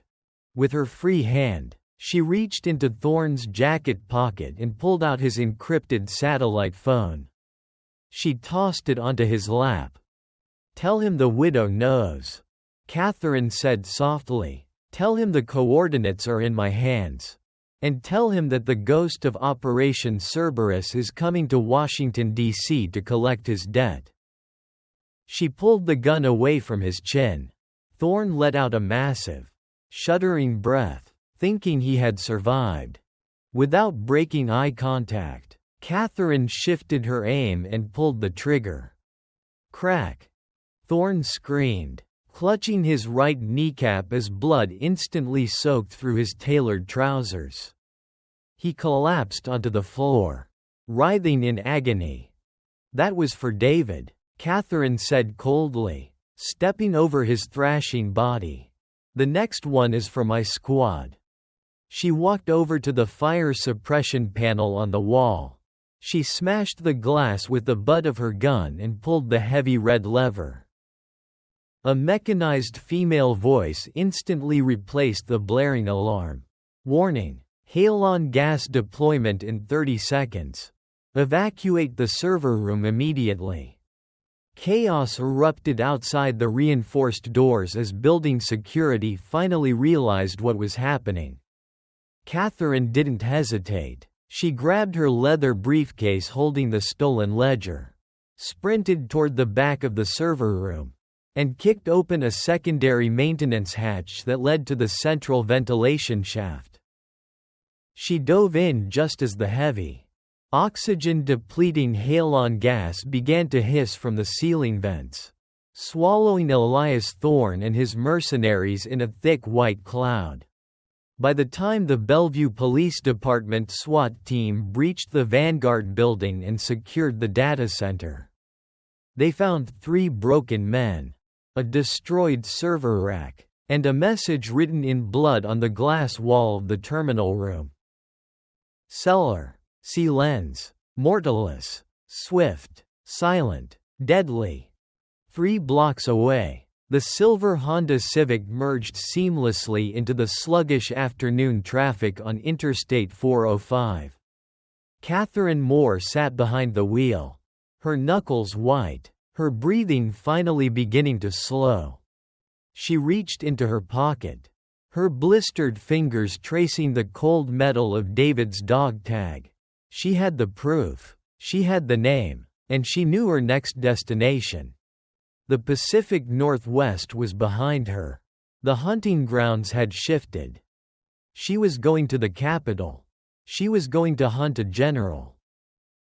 The cross-country drive from Seattle to the District of Columbia took 72 grueling hours. Catherine Moore drove like a machine, surviving on black coffee, gas station protein bars, and a cold, unyielding reservoir of pure rage. She abandoned the silver Honda Civic in a long-term parking lot in Chicago. traded it for a stolen Ford F-150 with swapped plates, and kept moving east.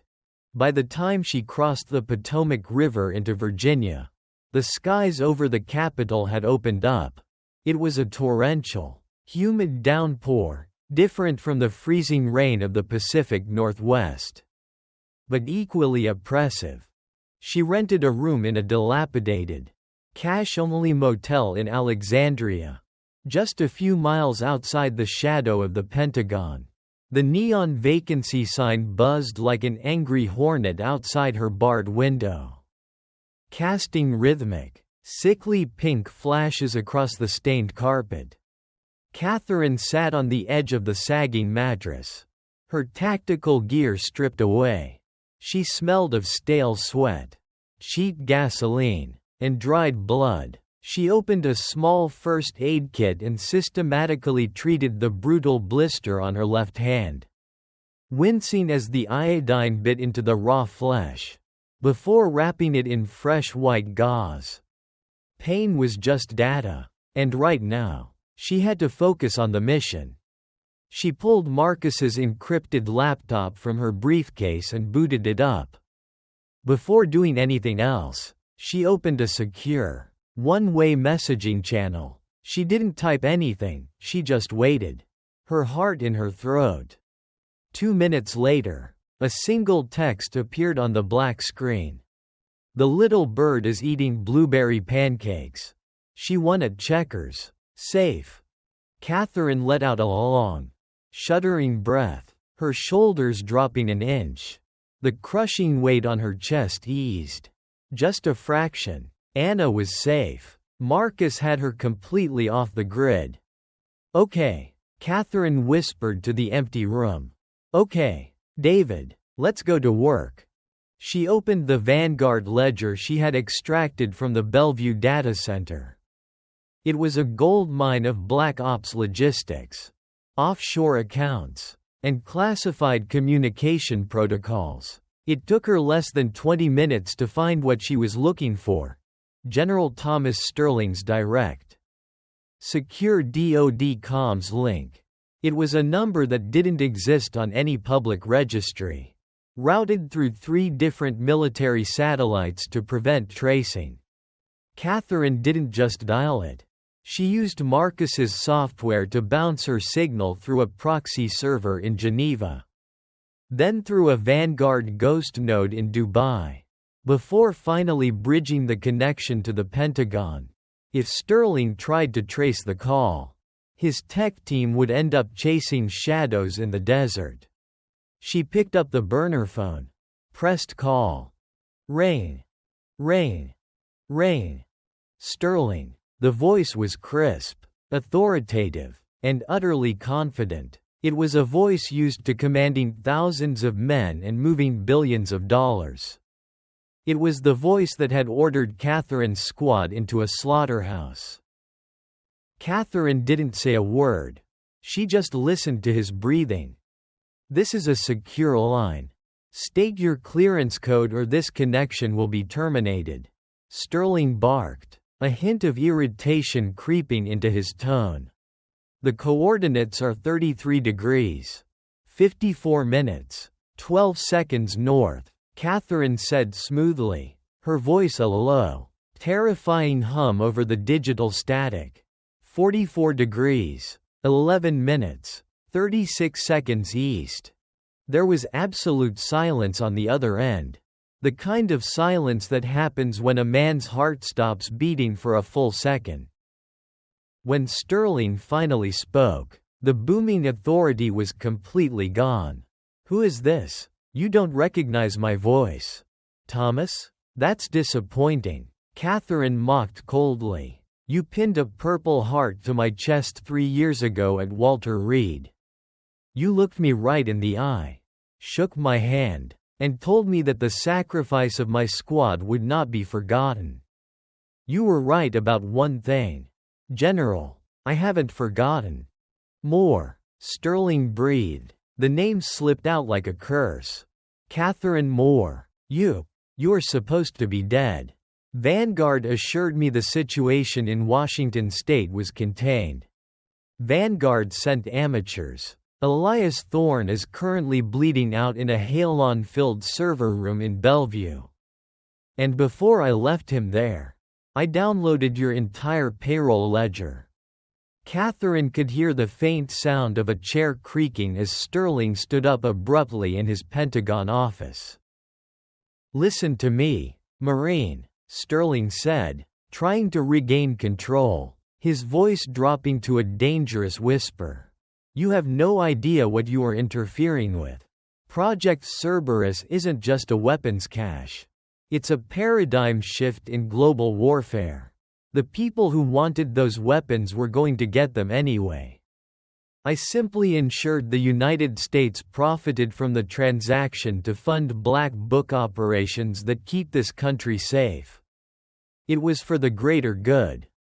"The greater good?" Catherine let out a short, hollow laugh that held zero humor.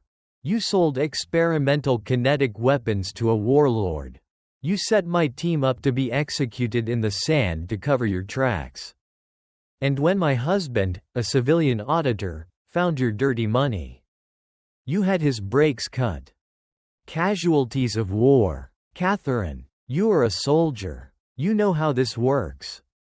"I was a soldier," Catherine corrected him, her grip on the burner phone tightening until the plastic creaked. "Then I became a mother. And last night, you sent men to my house to murder my 7-year-old daughter because my dead husband hid your dirty little secret on his dog tag. You crossed the line, Thomas. You brought the war to my living room. Where are you? More? Turn yourself in. Bring me the coordinates and the drive. And I can protect you. I can make sure you and your daughter disappear safely. You have my word. Your word is worth exactly 4 body bags in Arlington Cemetery." Catherine spat. "I didn't call to negotiate.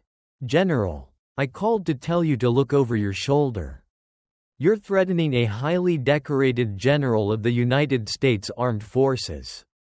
Sterling growled, his fear finally giving way to anger. "I command a Black Ops division. If you step foot in D.C., you won't survive the hour. I will send dogs that make Vanguard look like Boy Scouts." "Send them," Catherine whispered, her voice dropping to a chilling, dead calm. "Send all of them. I'm going to kill every single man you put in front of me. And when there is no one left to protect you, I'm coming for you. You have 24 hours to put your affairs in order. Thomas." She ended the call, snapping the burner phone in half and tossing the pieces into the motel room's trash can. Across the Potomac River, in a secure sub-level of the Pentagon, General Thomas Sterling slowly lowered the receiver of his red desk phone. His hand was shaking. He looked out through the reinforced glass of his office at the rows of intelligence analysts working in the bullpen. He didn't just kick a hornet's nest. He had awakened a monster. Sterling immediately picked up a different phone, a sleek, black cellular device with no markings. He dialed a single-digit speed dial. The man who answered didn't offer a greeting. "I have a Class 1 containment breach," Sterling said, wiping a bead of cold sweat from his forehead. "Catherine Moore is alive. She's in the D.C. metropolitan area. She has the Cerberus coordinates. And she has the Vanguard ledger." "Understood," a hollow, raspy voice replied. "I need her eliminated. Vance. Total erasure. I don't care how much collateral damage it takes. Tear the city apart if you have to. But bring me her head. Consider her a ghost, General," Silas Vance replied, before the line went dead. Back in the motel room, Catherine finished checking the action on her M4 carbine. The rain lashed violently against the window, washing the grime from the glass. She looked out at the distant, glowing dome of the Capitol building piercing through the storm. The board was set. The pieces were moving. The widow had come to Washington, and hell was coming with her. The District of Columbia is a city of secrets, built on a swamp and paved with classified ink. But the real power in Washington doesn't reside in the marble monuments or the brightly lit halls of Congress. It lives in the shadows, in the unassuming, windowless brick buildings scattered across the industrial outskirts of Alexandria and Arlington. Catherine Moore parked the stolen F-152 blocks away from an unmarked, single-story warehouse with a faded sign that read, Apex Industrial Logistics. To the IRS, it was a bankrupt shipping depot. To anyone with a Level 5 DoD clearance, it was a covert armory used to supply off-the-books wetwork teams operating on domestic soil. If she was going to tear down General Sterling's empire, she needed to upgrade her arsenal. The rain was coming down in sheets, masking the sound of her approach. Catherine moved through the flooded alleyway, entirely clad in black tactical gear, a ghost slipping through the deluge. She reached the heavy steel rear door. There was no keyhole, just a biometric scanner and a heavy-duty magnetic lock. Catherine reached into her pouch and pulled out a small, blocky device she had scavenged from Marcus's supplies, a localized EMP pulse generator. She pressed it directly against the biometric scanner and hit the trigger. Zap! A sharp crack of static electricity fried the circuits instantly. The red light on the scanner died, and the heavy magnetic lock disengaged with a dull clunk. Catherine pushed the door open, her suppressed Glock 19 leading the way. The interior smelled of cosmoline, floor wax, and dry air. A single guard sat behind a reinforced glass partition, his boots up on a desk, watching a baseball game on a small portable TV. Before he could even register the breach, Catherine brought her pistol up and fired a single round through the glass. The glass spider webbed, absorbing most of the impact, but the heavy 9mm slug punched through, striking the guard's radio and shattering it into plastic shrapnel. The guard scrambled for his sidearm, but Catherine was already moving. She vaulted the counter, grabbed the barrel of his drawing weapon, twisted it violently outward, and delivered a devastating elbow strike to his temple. He crumpled to the floor, unconscious. "Sleep tight," Catherine whispered, zip-tying his wrists to a heavy pipe. She bypassed the security desk and stepped into the main vault. The sight would make a warlord weep. Rows of military-grade hardware lined the walls, suppressed submachine guns, breaching shotguns, crates of flashbangs, fragmentation grenades, and specialized tactical optics. Catherine didn't waste time marveling.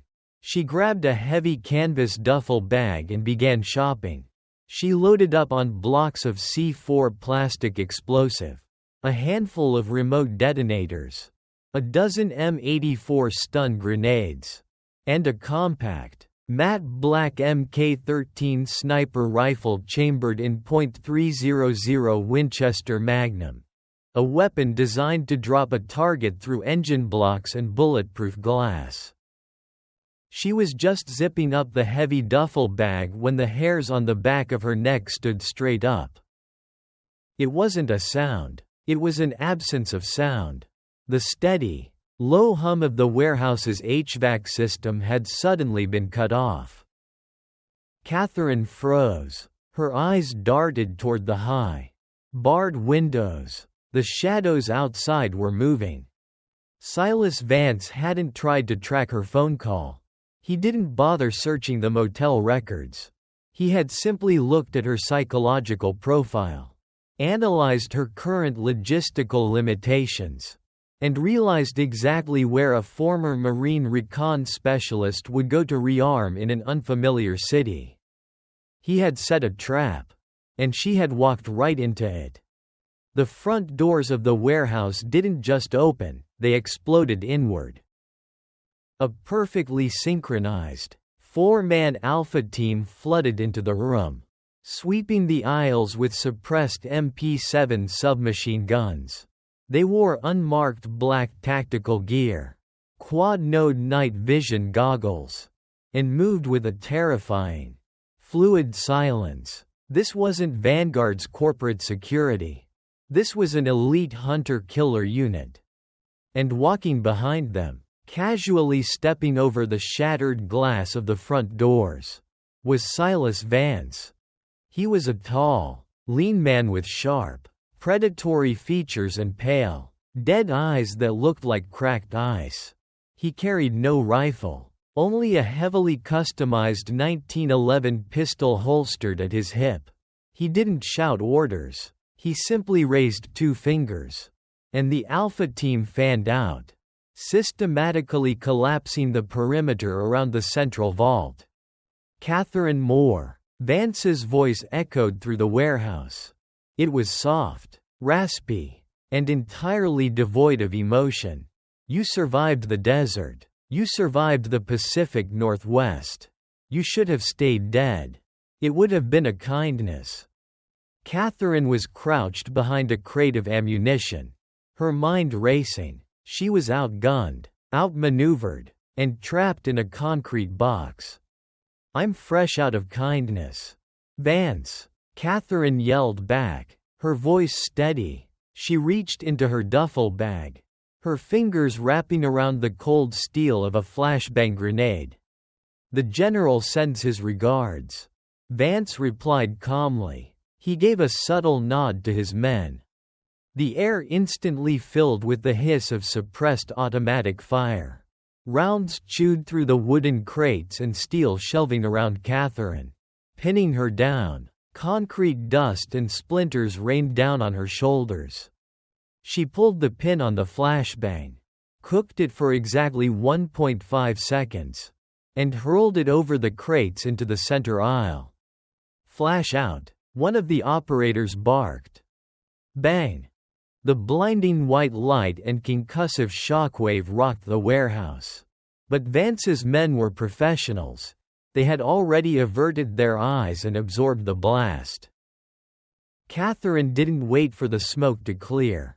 She slung the heavy duffel bag over her shoulder, grabbed her M4 carbine, and broke from cover, sprinting down the flanking aisle. A mercenary stepped into her path, his weapon coming up to bear.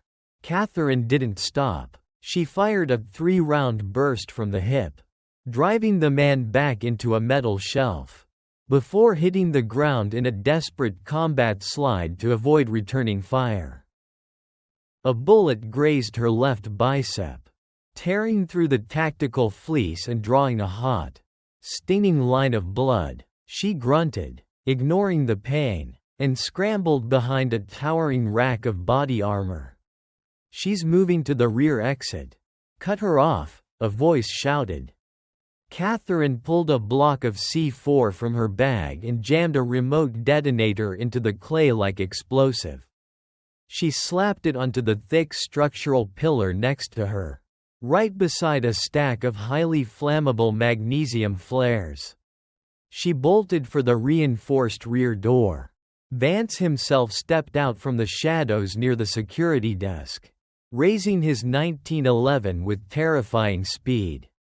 Catherine brought her M4 up, and for a fraction of a second, the two deadliest operators in the room locked eyes over their iron sights.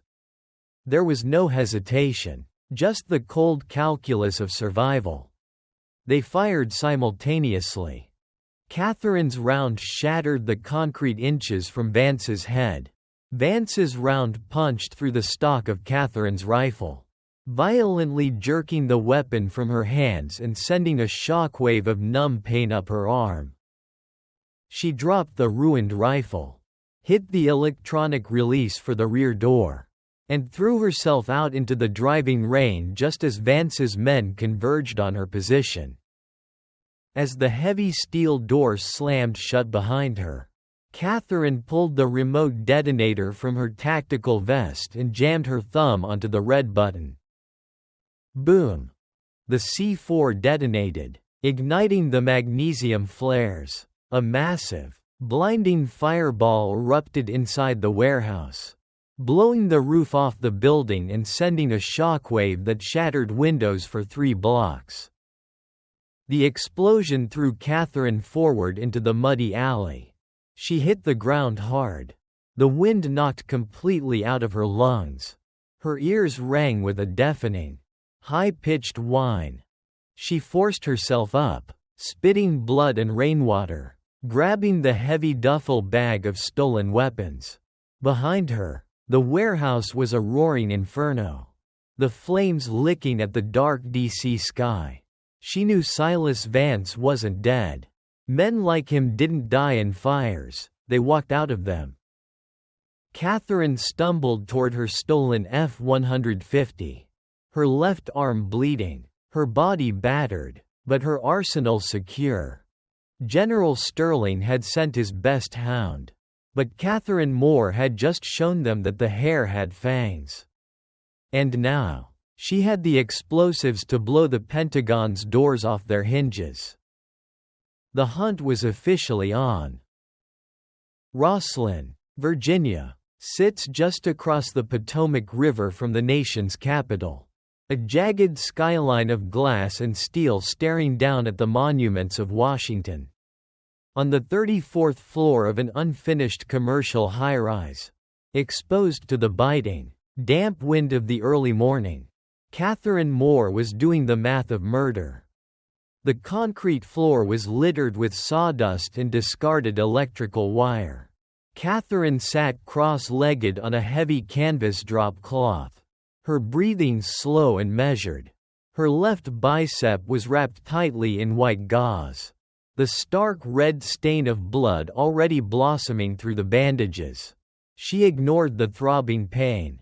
Pain was a distraction, and right now, her mind needed to be a vacuum. In front of her rested the Mk-13 sniper rifle she had liberated from the black site. It was a beautiful, terrifying piece of machinery, chambered in .300 Winchester Magnum. It wasn't designed for close-quarters firefights.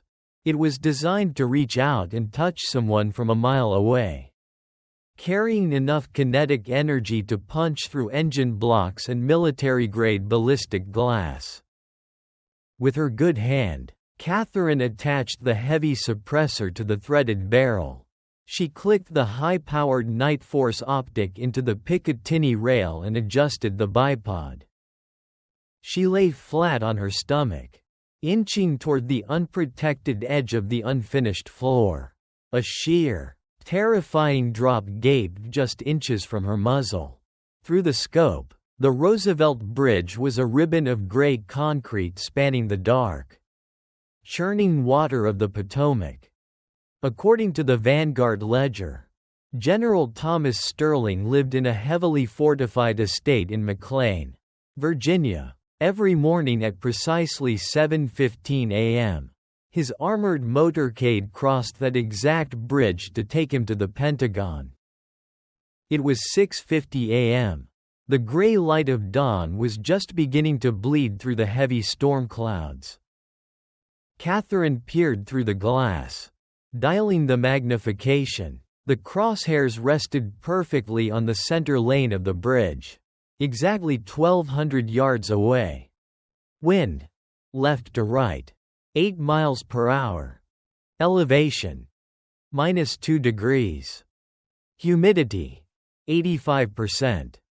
She adjusted the windage and elevation turrets on the scope with soft, metallic clicks. Click, click, click. The sound took her back, not to the desert, but to a rainy Sunday morning in Seattle, 3 years ago. The memory hit her like a physical blow. She was standing in their warm, brightly lit kitchen, holding a mug of coffee, David was sitting on the rug in the living room, building a massive, structurally impossible tower out of wooden blocks with a 4-year-old Anna. David had looked up, his wire-rimmed glasses slipping slightly down his nose. He had the kindest eyes Catherine had ever known, eyes that had never seen a battlefield. Eyes that only saw the good in the world. "You know, Cat," David had said, smiling as Anna carefully balanced a red block on top of the precarious tower. "I crunch numbers all day. I look at spreadsheets that represent millions of dollars and thousands of lives. But the only math that actually makes sense to me is right here." He had pointed to the three of them. 1 + 1 + 1. "We are a closed system," David had whispered, kissing Anna's forehead as the block tower finally collapsed in a clatter of wood and childish giggles. "Nothing gets in, nothing breaks us." Catherine blinked, pulling her eye away from the scope. The cold Virginia wind bit at her tear-streaked face. The system had been broken. The math had been corrupted. And the man who did it was about to drive across her crosshairs. She chambered a massive, brass-cased .300 Win Mag round, the bolt gliding forward with a smooth, deadly precision. At 7:12 a.m., she saw them. Two identical, blacked-out Chevrolet Suburbans merged onto the Roosevelt Bridge, flanked by two unmarked Washington, D.C. police cruisers. The motorcade moved with arrogant authority, parting the morning commuter traffic like the Red Sea. Catherine settled her cheek against the cold polymer stock of the rifle. Her heart rate, which should have been hammering with adrenaline, began to artificially slow. Inhale, hold. She wasn't going to shoot Thomas Sterling in the head. Sterling rode in the back of the second Suburban. The glass was level 7 ballistic armor. At 1,200 yards, even a .300 Win Mag might deflect off the angled windshield. Moreover, a quick death was too good for the general. Catherine wanted him to feel the terror he had inflicted on her family. She wanted to trap him in a cage of his own making. She tracked the lead Suburban. She didn't aim for the driver. She aimed for the grille, visualizing the massive V8 engine block sitting just behind the radiator. Exhale. Her finger applied 4 pounds of pressure to the trigger. Crack. Even with the suppressor, the rifle roared like a thunderclap across the empty construction floor. The heavy recoil punched Catherine in the shoulder. But she didn't lose her sight picture. It took the bullet nearly 1.5 seconds to cross the river. Through the scope, Catherine watched the heavy slug impact the grille of the lead vehicle. The kinetic energy was devastating. The engine block shattered, blowing a massive plume of white smoke and boiling coolant into the air. The 2-ton Suburban violently jerked to the left, its front axle buckling, before slamming into the concrete Jersey barrier of the bridge and grinding to a sparking, screeching halt. Traffic behind them instantly panicked. Cars slammed on their brakes, horns blaring, creating an immediate, impenetrable gridlock. The second Suburban, General Sterling's vehicle, slammed on its brakes to avoid rear-ending the disabled lead car. They were boxed in, trapped on the bridge with nowhere to maneuver. Catherine racked the bolt, ejecting the smoking brass casing, and chambered a second round. Through the optic, she saw the doors of the disabled lead vehicle fly open. 4 heavily armed Vanguard operators piled out, scanning the rooftops of Rosslyn, desperately trying to locate the sniper. They threw smoke grenades onto the asphalt, trying to create a visual screen for the general's vehicle. It was a textbook VIP defense. But Catherine wasn't writing a textbook. She shifted her aim to the rear Suburban. She found the reinforced rear tire, adjusted her windage for the swirling gray smoke, and fired. Crack! The rear passenger side tire of Sterling's vehicle exploded, dropping the heavy SUV onto its rim. Now, they couldn't even reverse out of the kill zone. "Checkmate, Thomas," Catherine whispered, racking the bolt a third time. She aimed directly at the reinforced, tinted passenger window where she knew the general was sitting. She didn't intend to penetrate it. She intended to send a message. Crack! The bullet struck the dead center of the glass.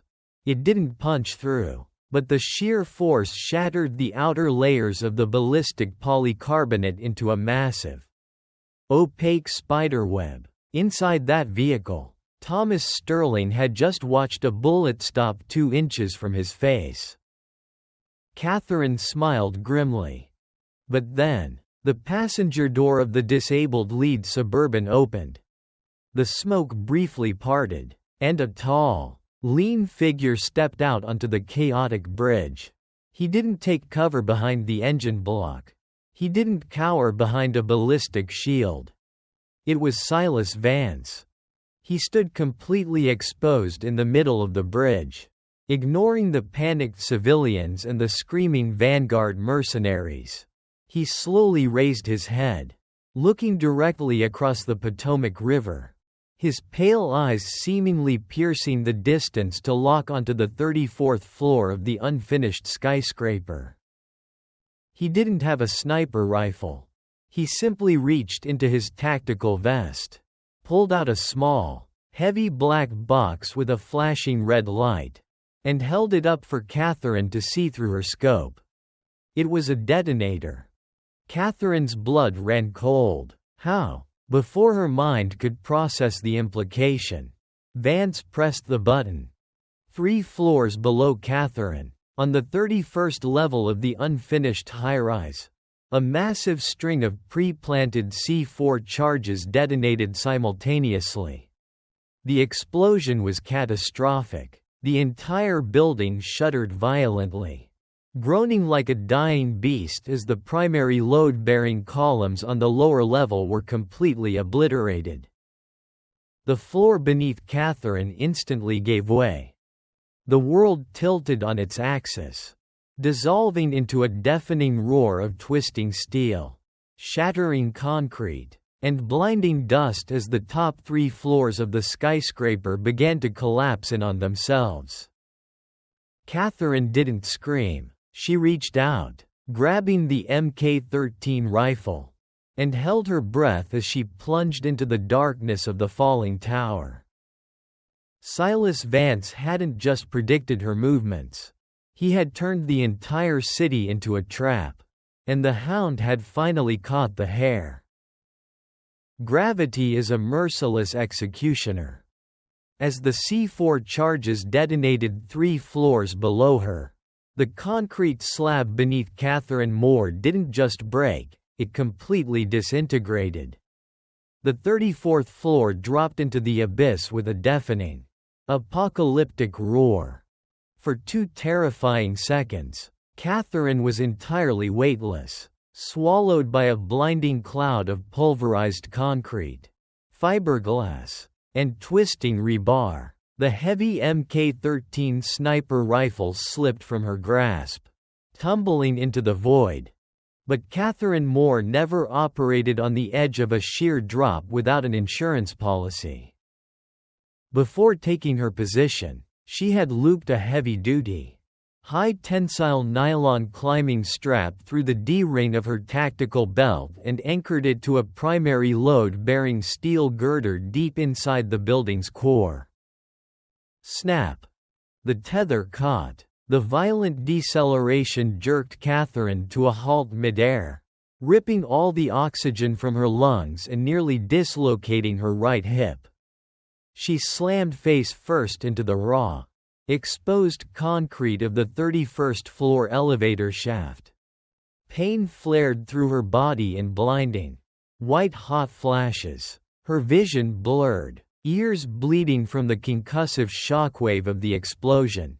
Above her, the top 3 floors of the unfinished skyscraper pancaked, sending a rain of deadly debris plummeting past her into the dark shaft. She hung there like a broken marionette, choking on the thick, gray dust. "Just let go," a treacherous, exhausted voice whispered in her mind. "It hurts too much. Just close your eyes."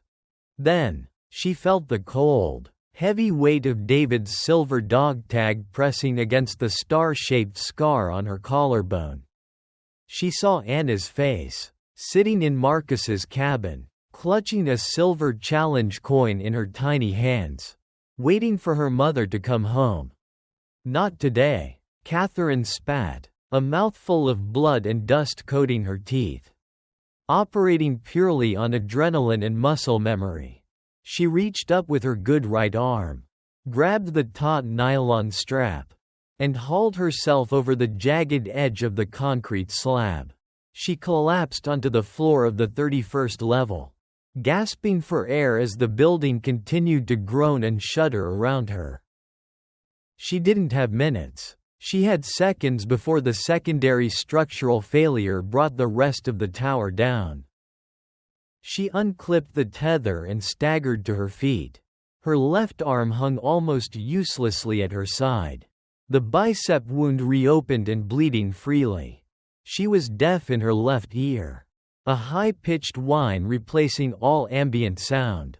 She had lost her sniper rifle and her duffel bag of explosives. All she had left was her combat knife and the Glock 19 holstered at her waist. It was enough. Catherine stumbled through the thick smoke toward the exterior of the building. She found what she was looking for, the yellow steel cage of the external construction hoist, a motorized buck hoist used to transport materials and workers up the side of the tower. She threw herself into the cage, smashed the emergency glass on the control panel with the butt of her pistol, and yanked the heavy manual override lever straight down. The brake disengaged. The heavy steel cage plummeted down the side of the skyscraper in a terrifying freefall, the friction brakes screaming against the guide rails. Through the metal mesh, Catherine watched the skyline blur. At the 5th floor, she yanked the lever back up. The brakes bit hard, sparking violently, bringing the cage to a bone-jarring halt at ground level just as a massive chunk of concrete smashed into the roof of the hoist. She kicked the gate open and stepped out onto the chaotic streets of Roslyn. It looked like a war zone. The air was thick with ash and sirens. Pedestrians were screaming, running in blind panic away from the collapsing tower. First responders hadn't even arrived yet. Catherine didn't run away. She turned toward the Potomac River, toward the Roosevelt Bridge. A Metropolitan Police Department cruiser had swerved onto the sidewalk to avoid the fleeing crowd. Its doors open, the 2 patrolmen currently trying to herd civilians to safety. The engine was still running. Catherine slipped behind the wheel, ignoring the agonizing pain in her ribs. She slammed the cruiser into drive, hit the sirens, and accelerated straight toward the bridge. A quarter mile ahead, the bridge was a parking lot of terrified motorists. At the center of the gridlock, Vanguard mercenaries had established a hard perimeter around General Sterling's disabled Suburbans, using the panicked civilians as a human shield. Through the cracked windshield of the stolen cruiser, Catherine saw Silas Vance. He was standing on the hood of a stalled sedan, holding an assault rifle, scanning the DC skyline, completely unaware that the ghost he thought he had buried in the rubble was driving straight at him. Catherine floored the accelerator. The V8 engine of the cruiser roared. She didn't brake. She aimed the heavy police car directly at the Vanguard barricade, holding the steering wheel steady until the absolute last second. At 40 miles per hour, she dove out of the open driver's side door, hitting the wet asphalt and rolling violently between two parked cars. The unmanned police cruiser slammed into the Vanguard perimeter like a 2-ton missile. The impact was devastating. It crushed two mercenaries between the vehicles and shattered Vanguard's defensive line, sending Sterling's protective detail diving for cover. Chaos erupted on the bridge. Catherine rose from the asphalt like a demon born from the smoke. She drew her Glock 19. She didn't have the luxury of long-range precision anymore. This was a knife fight in a phone booth. A Vanguard operator spun around, bringing his weapon to bear. Catherine stepped into his guard, parried the barrel of his rifle away with her bleeding left forearm, and fired 2 rounds point-blank into the gap of his body armor under his armpit. He dropped instantly. She kept moving, using the stalled cars as concealment, a lethal shadow darting through the gridlock. She was a Marine recon specialist in her element. Violence of action, speed, surprise. Contact rear, someone screamed over the radio. 2 more mercenaries flanked her from a silver minivan. Catherine slid across the rain-slicked hood of a taxi, firing as she moved. Crack, crack, crack. The first mercenary caught a round in the throat. The second hesitated, overwhelmed by the sheer, relentless aggression of her assault. That hesitation cost him his life.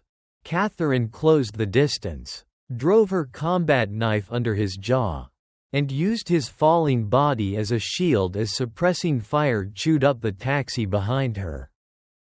She was 30 yards from General Sterling's Suburban. She could see the general's terrified face pressed against the spider-webbed ballistic glass. Suddenly, a heavy, deafening gunshot ripped through the air, entirely different from the suppressed weapons of the Vanguard team. The side mirror of the car Catherine was hiding behind exploded into plastic shrapnel. She dropped low, her eyes snapping toward the source of the shot. Standing 10 yards away, directly between her and the general's vehicle, was Silas Vance. He had holstered his rifle and drawn his customized 1911 pistol. The hound wasn't running, he was waiting. I have to admit, more. Vance's raspy voice carried over the screaming sirens and the blaring car horns. You are the hardest woman to kill I have ever met. Catherine stepped out from cover, her Glock raised, her breathing ragged but controlled. She was bleeding from half a dozen places, her clothes torn, her face a mask of dust and blood. But her eyes were clear, burning with an absolute, uncompromising fire. You made one mistake, Vance, Catherine said, her voice eerily calm amidst the chaos. Vance tilted his head, his pale eyes narrowing. And what is that?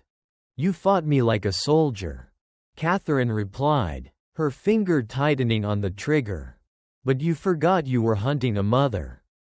The rain began to fall again, washing the ash from the asphalt, as the 2 deadliest predators on the bridge prepared to end it.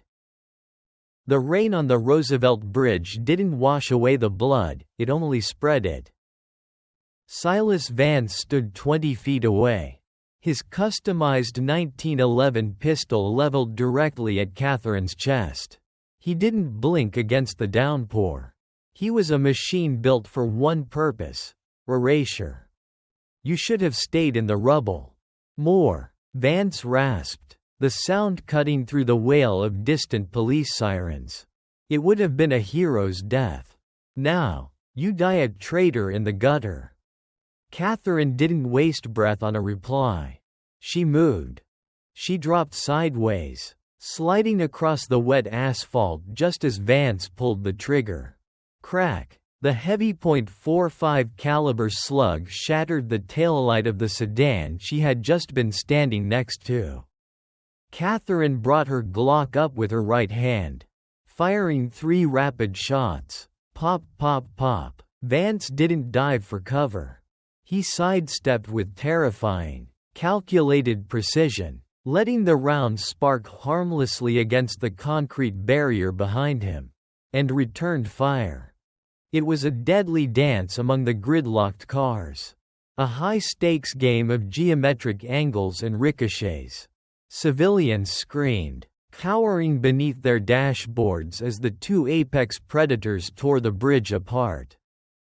Catherine ducked behind the engine block of a stalled delivery truck, her chest heaving, her Glock locked back, empty. She dropped the magazine, reaching for a fresh one on her tactical belt. But her fingers found nothing but empty pouches. She had spent her last round in the Vanguard server room. From the other side of the truck, she heard the distinct, metallic snick of Vance reloading his 1911.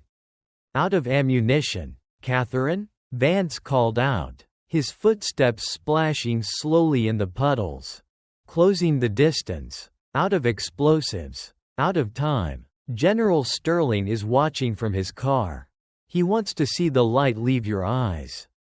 Catherine closed her eyes, letting the cold rain wash over her battered face.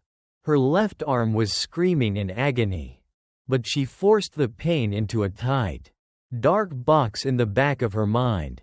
She drew her matte black combat knife. Cellar. C-lens. Mortaless. Swift. Silent. Deadly. Vance rounded the corner of the truck, his pistol raised. Catherine didn't retreat. She lunged forward, stepping inside his firing arc. She brought her bleeding left arm up, striking Vance's wrist just as he fired. The shot went wild, blowing a hole through the roof of the truck. Before he could correct his aim, Catherine drove the pommel of her knife into his sternum, knocking the breath from his lungs. Vance grunted, but his reflexes were inhuman. He dropped the pistol, grabbed Catherine's tactical vest with both hands, and threw her violently against the corrugated steel side of the truck. The impact rattled her teeth and sent a blinding shockwave of pain through her ribs. He didn't give her a second to recover. Vance drew a curved karambit blade from his belt and slashed horizontally. Catherine barely leaned back in time, the razor-sharp steel slicing through the thick nylon of her vest, drawing a thin line of blood across her collarbone, mere inches from David's dog tag. "You're slow, Marine," Vance whispered, pivoting on his heel to deliver a lethal thrust to her abdomen. Catherine didn't try to block it. She trapped it. She twisted her torso, letting the karambit plunge into the thick Kevlar trauma plate on her left side. The blade stuck for a fraction of a second. It was all the time she needed. With a feral, guttural scream that carried 2 years of grief, trauma, and maternal rage, Catherine stepped forward, driving her own combat knife upward, under Vance's ribs, angling the blade straight into his heart. Vance froze, the icy, dead calm in his pale eyes shattered, replaced by sudden, shocking realization. He looked down at the black handle protruding from his chest, then back up at the woman standing before him. "For David," Catherine whispered, her voice like grinding stone. She twisted the blade, pulling it free as she stepped back. Silas Vance, the Pentagon's most feared hound, collapsed onto the wet asphalt. He didn't say a word. He simply bled out into the rain, his empire of shadows ending in the gutter. Catherine stood over him for a second, her breath coming in ragged gasps. She picked up Vance's dropped 1911, checked the chamber, and turned her attention to the center of the bridge. The two heavily armored Suburbans sat dead in the water. The remaining Vanguard mercenaries had either fled into the panicked crowd or were bleeding out on the asphalt. Catherine walked slowly toward the second Suburban.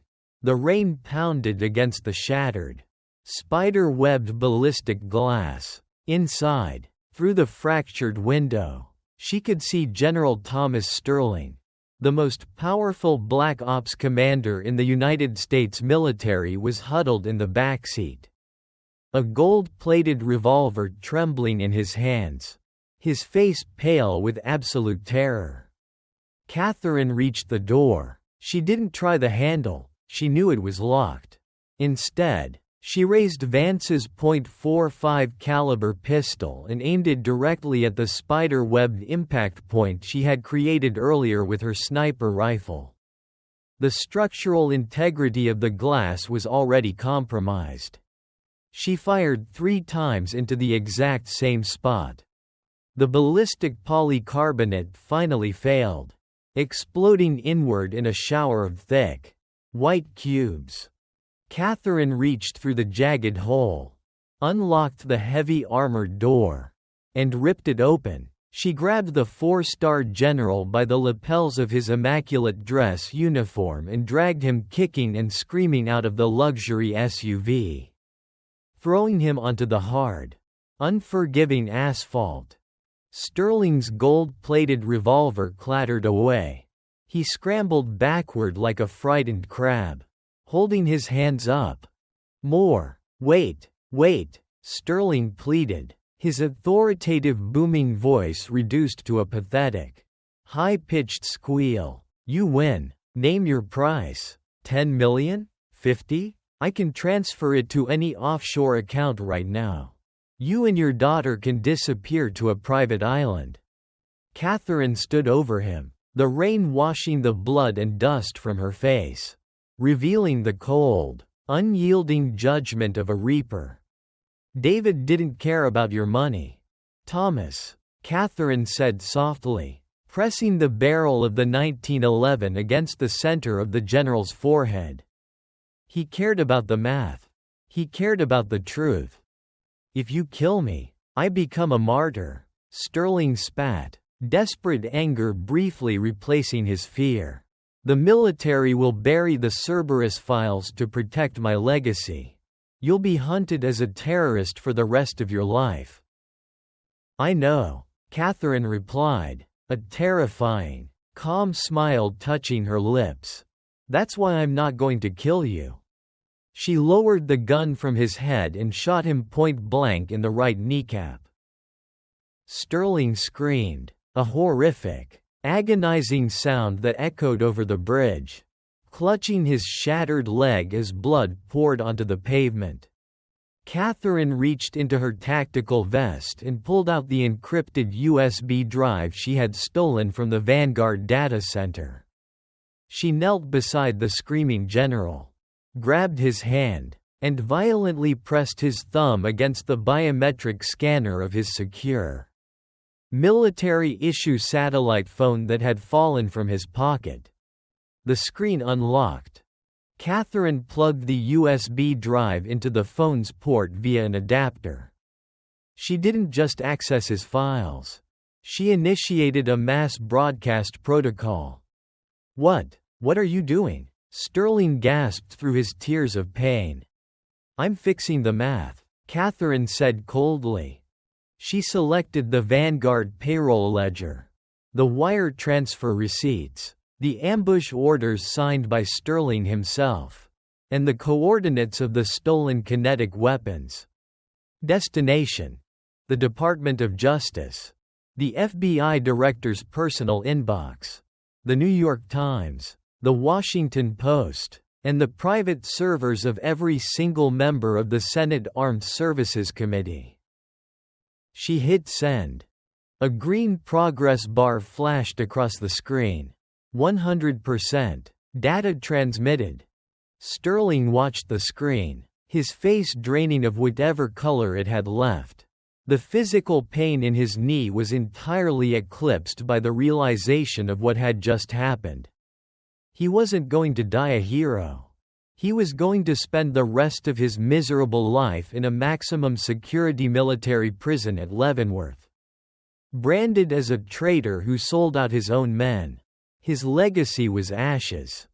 "You destroyed me," Sterling whispered, shivering in the cold rain. "No, Thomas," Catherine said, standing up and dropping the empty phone onto his chest. "You destroyed yourself. I just delivered the paperwork." The wail of the police sirens was deafening now. Dozens of flashing red and blue lights were converging on both ends of the Roosevelt Bridge. Metropolitan Police, SWAT teams, and federal agents were pouring out of their vehicles, raising their weapons, shouting orders through megaphones. Catherine didn't look at them. She turned her back on the ruined general. She walked over to the edge of the bridge, looking down at the dark, churning waters of the Potomac River. She reached under her torn tactical vest, her blood-stained fingers finding the smooth, silver metal of David's dog tag. She gripped it tightly, closing her eyes. "We did it, David. The closed system is safe. Put your hands in the air. Drop your weapons," a SWAT commander screamed over a bullhorn, advancing cautiously through the gridlock. Catherine Moore opened her eyes. She dropped the empty 1911 pistol onto the asphalt. She didn't raise her hands. Instead, she stepped up onto the concrete Jersey barrier. Before the police could fire a single shot, the ghost of Operation Cerberus leaned forward, diving gracefully into the dark, freezing waters of the Potomac River, disappearing beneath the surface, leaving nothing behind but the rain, the ruins of a corrupt empire, and a legacy of absolute, unyielding love. The fallout was biblical. For 3 consecutive weeks, the American news cycle didn't sleep. Every major network, from CNN to Fox News, ran the same relentless, explosive headlines. The leaked Vanguard ledger had hit the Department of Justice like a seismic charge. General arrested in Black Ops treason scandal. Pentagon corruption exposed. The Cerberus cash recovered. Private military CEO indicted on murder charges. Footage looped endlessly of General Thomas Sterling, stripped of his 4 stars, being led out of Walter Reed Medical Center in handcuffs and a wheelchair. His shattered knee heavily braced. He looked small, a broken old man whose empire of shadows had been dragged violently into the unforgiving light of day. Following the exact coordinates broadcasted from the bridge, a joint task force of loyal Navy SEALs and FBI tactical units raided a subterranean bunker in the Syrian desert. They secured the experimental kinetic weapons before they could be sold to the highest bidder, preventing a global catastrophe. The media dubbed the anonymous whistleblower the Potomac Ghost. Officially, the Metropolitan Police Department and the Coast Guard spent weeks dragging the dark, freezing waters of the river beneath the Roosevelt Bridge. They found a discarded tactical vest and a heavily modified Glock 19. But they never found a body. The official military file on Catherine Moore remained firmly stamped, "Missing in action." Presumed dead. Which was exactly how she wanted it. 3,000 miles away, in the deep, snow-dusted silence of the Willowa Mountains in eastern Oregon, the television was firmly turned off. The air outside Marcus Cole's heavily fortified log cabin was crisp and clean, carrying the scent of pine and wood smoke. Inside, the cast-iron stove radiated a deep, comforting heat. Marcus stood at the kitchen counter, pouring a cup of black coffee. He looked older, tired, but the perpetual tension that usually knotted his shoulders had loosened. He glanced over the rim of his mug toward the heavy oak dining table. Anna was sitting there, wearing a thick, oversized wool sweater. She wasn't drawing topographical maps anymore. The frantic, manic scribbles of black and blue crayons were gone. Instead, she was using bright yellows, greens, and soft pinks. She was drawing a sun, a cabin, a giant, bearded man holding a coffee cup, and a little girl with blonde hair. And next to the little girl, she had left a blank space, waiting. Beside her drawing paper, resting gleaming in the morning light, was the silver challenge coin. Seller, see lens, mortalis. Marcus sighed softly, walking over and placing a plate of warm blueberry muffins on the table. Eat up, little bird, he rumbled gently. You can't fight off the winter on an empty stomach. Anna looked up, offering him a small, ghost of a smile. She picked up a muffin, but before she could take a bite, she froze. Her wide blue eyes darted toward the heavy, reinforced front door of the cabin. Marcus noticed the shift instantly. His combat instincts, honed over decades, flared to life. He set his coffee mug down silently, his hand drifting instinctively toward the Sig Sauer pistol holstered at his hip. He listened. At first, there was only the wind whistling through the pines. Then, he heard it. The crunch of boots on the snow. Slow, deliberate, laborious. Marcus drew his weapon, moving with silent, lethal grace to stand beside the heavy wooden doorframe.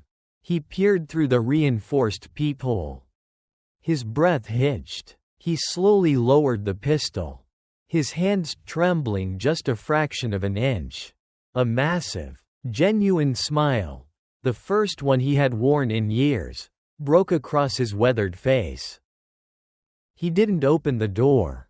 He unlatched the heavy deadbolt and stepped back, leaving it for Anna. Anna slid off her wooden chair, the silver coin clutched tightly in her small fist. She walked slowly toward the door, her heart hammering against her ribs like a trapped bird. She reached up with both hands, grabbed the iron handle, and pulled.